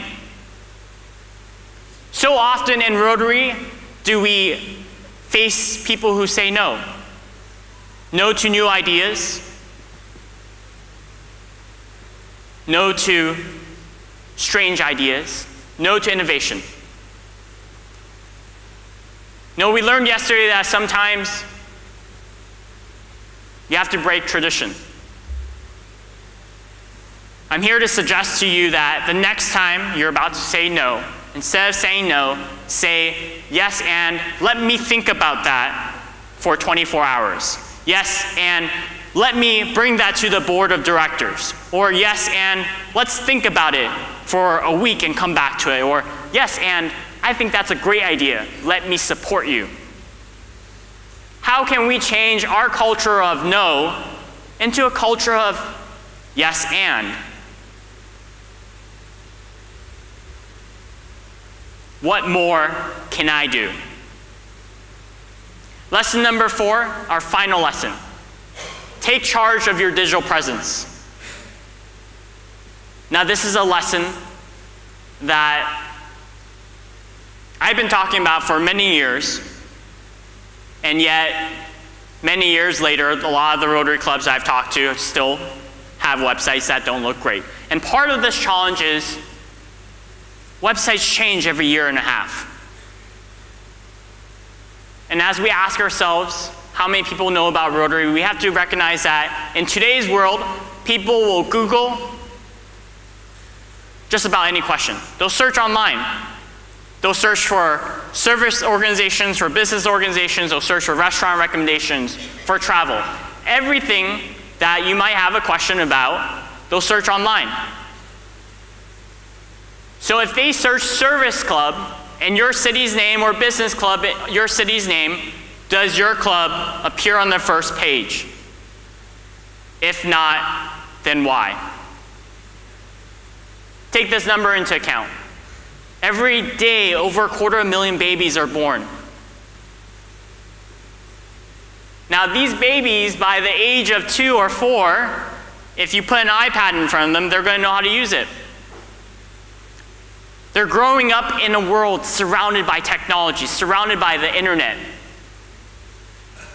Sure, maybe not having a great-looking website today does not make or break Rotary, but I guarantee you, in 2 decades, in 4 decades, in 100 years from now, if your Rotary website is not up to date, if it doesn't look great, it doesn't attract people, your club's not going to be around.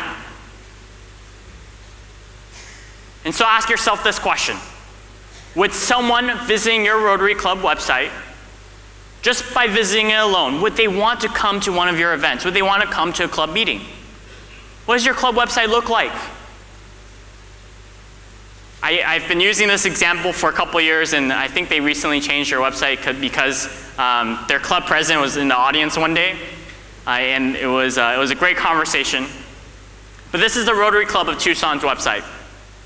What's your first impression? 3 seconds. Imagine that. Their mascot's a cactus. They meet in the desert. Something about a Rotary something in the desert. At least I know it's the Rotary Club of Tucson, right? My first 3 seconds of impression, that's all I know. Because as you scroll down on that page, it doesn't tell you more. It doesn't tell you about what Rotary is, why you should join their club. And that's why we need visually stunning public-facing pages. We need our websites to talk to guests, to talk to prospective members, to talk to people who want to learn more about Rotary. We need our websites to have, in the first 3 seconds, a stunning photograph that describes what your club is all about. Maybe it's one of your projects. Maybe it's something you're proud of. And as they scroll down, they should learn more about the organization. Maybe they see which of your local leaders are part of your club, some testimonials, and visual representations of why someone would want to join Rotary. Maybe you feature one of your projects. Now, I've also had many Rotarians tell me that they don't have time for websites or social media. And we haven't talked about social media, but being active on there is important. And so this is a suggestion I have to each of you. Get an intern. Because in today's world, it's not good enough to say, I'm going to pass. It's not good enough that we get left behind. We're family, we're best friends, so I can tell you, I want this organization to be here in 100 years. When I am decades older from where I am today, I want this organization to be thriving. Not just growing, I want it to be thriving. An organization where we're doing projects everywhere in the world and people will recognize those projects. And the only way I can make sure that happens is to make sure that each of you, each of us, works together. So think about getting an intern. It could be an interactor, it could be a Rotaractor, it could be a college student, it could be a young professional, and in exchange for the internship, maybe send them to the next Rotary National Convention, all expenses paid. Send them somewhere where they're going to experience Rotary, the family of Rotary, an opportunity for them to travel. And in exchange, they manage your club website for the entire year. Now, as I wrap up and review the lessons, I want to do one final thing, because I always ask myself this question: what more can I do? And so today, I want to ask each of you, what more can we do? So I want you to take out your smartphones. Go ahead, take them out right now. If you have, how many of you have WhatsApp? A few of you, right? Half of you. Most. The other half just didn't want to raise your hand. So open up WhatsApp right now. It's just kind of weird, right? You're probably thinking, am I texting him? And so here's what I'm going to share with you. I'm going to share with you my personal cell phone number, which is also my WhatsApp number. And so a few weeks ago, someone told me, someone inspired me that, Mitty, you should do, every day you should do something that scares you. I'm going to be honest, this scares me a lot. So I'm going to give you my personal phone number, my cell phone number. It's a US number, but on WhatsApp it's free, right? So you can text me. And here is my challenge to you. And this is the reason why I'm giving you my phone number. My challenge to each of you is, by the end of this Rotary year, by next June 2018, by July, if you, each of you, can personally attract and recruit 2 members under the age of 40, just 2, under the age of 40, starting from today, so anyone before today didn't count, but starting from today until June 30th, 2018. If you can just do 2, and you text me their names and their photos over WhatsApp, I'm going to make sure that I get to you an exclusive and amazing Dragon Slaying Fellowship lapel pin. Yeah, we love pins in Rotary, right? So is it the reason why you're going to go out there and recruit 2 people? No, it's not. The reason why you're going to do that is because we love this organization, but it's going to be a symbol. A reason for you to share your story, but a symbol, because I'm not advertising this to everyone in the world. It's going to be a symbol of our friendship, because we're best friends, of the fact that we're in the Rotary family together. So my number, I'm going to give it to you. It's not on there or anything, so if you don't have it open, then you'll just miss out. But it's +1 510 386 7026. So one more time, +1 510 386 7026. Send me on WhatsApp a message right now and say, Mitty, I accept your challenge.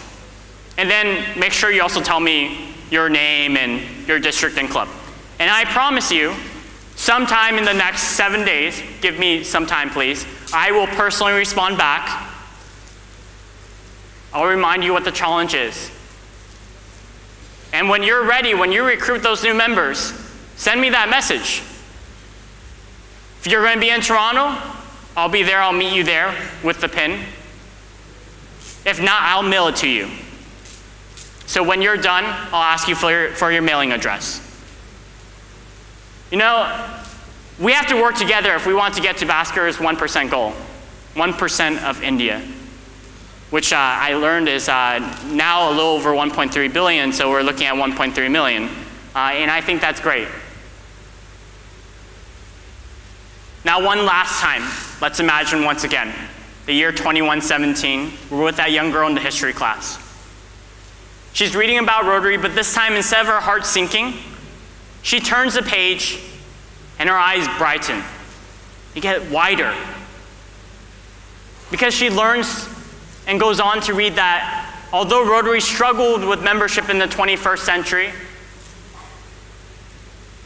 there was a big turning point in the mid-21st century, and by the end of the 21st century, Rotary was a 1.2 billion member organization. Clubs everywhere in the world, even places the United Nations could not access. Friends, Rotarians, Dragon Slayers, together we can make this happen. Together we can ask ourselves, what more can I do? What more can we do? Thank you for your time. Thank you, Miri Chang, for that wonderful presentation on the future of Rotary. May I request District Governor Ajay Agarwal to please come up and present a memento of thanks to Miri Chang. And I also invite past District Governor Jessica to please propose the official vote of thanks and to present a memento to our session chair, PRID Ashok Mahajanji.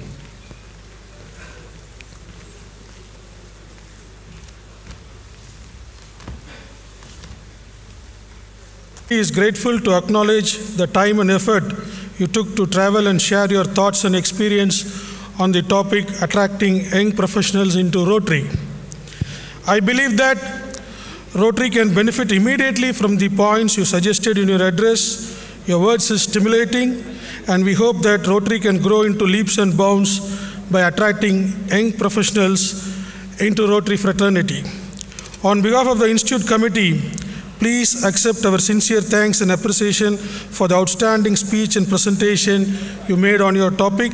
It was very interesting to hear about your thoughts, experience, and knowledge you gained so far. The gist of your speech on how to attract young professionals were fascinating and useful to the Rotary fraternity. I also thank our past RI Director Ashok Mahajanji for being the chairman of this session. It was a pleasure to have you, sir, amidst us. It's also my due respect and thanks to RI Director Bhaskar for giving me this opportunity. Thank you. Request past Governor Jessica to present a memento of thanks to PRID Ashok Mahajanji. Well, ladies and gentlemen, there's some great sessions to come after lunch. Lunch is served on either hall, on the side of this main hall. On either side of this main hall, there are two halls, and lunch is served in both the halls. Please note, registration for Rotary Zone Institute 2018 Chennai is open. Please do register for the next institute.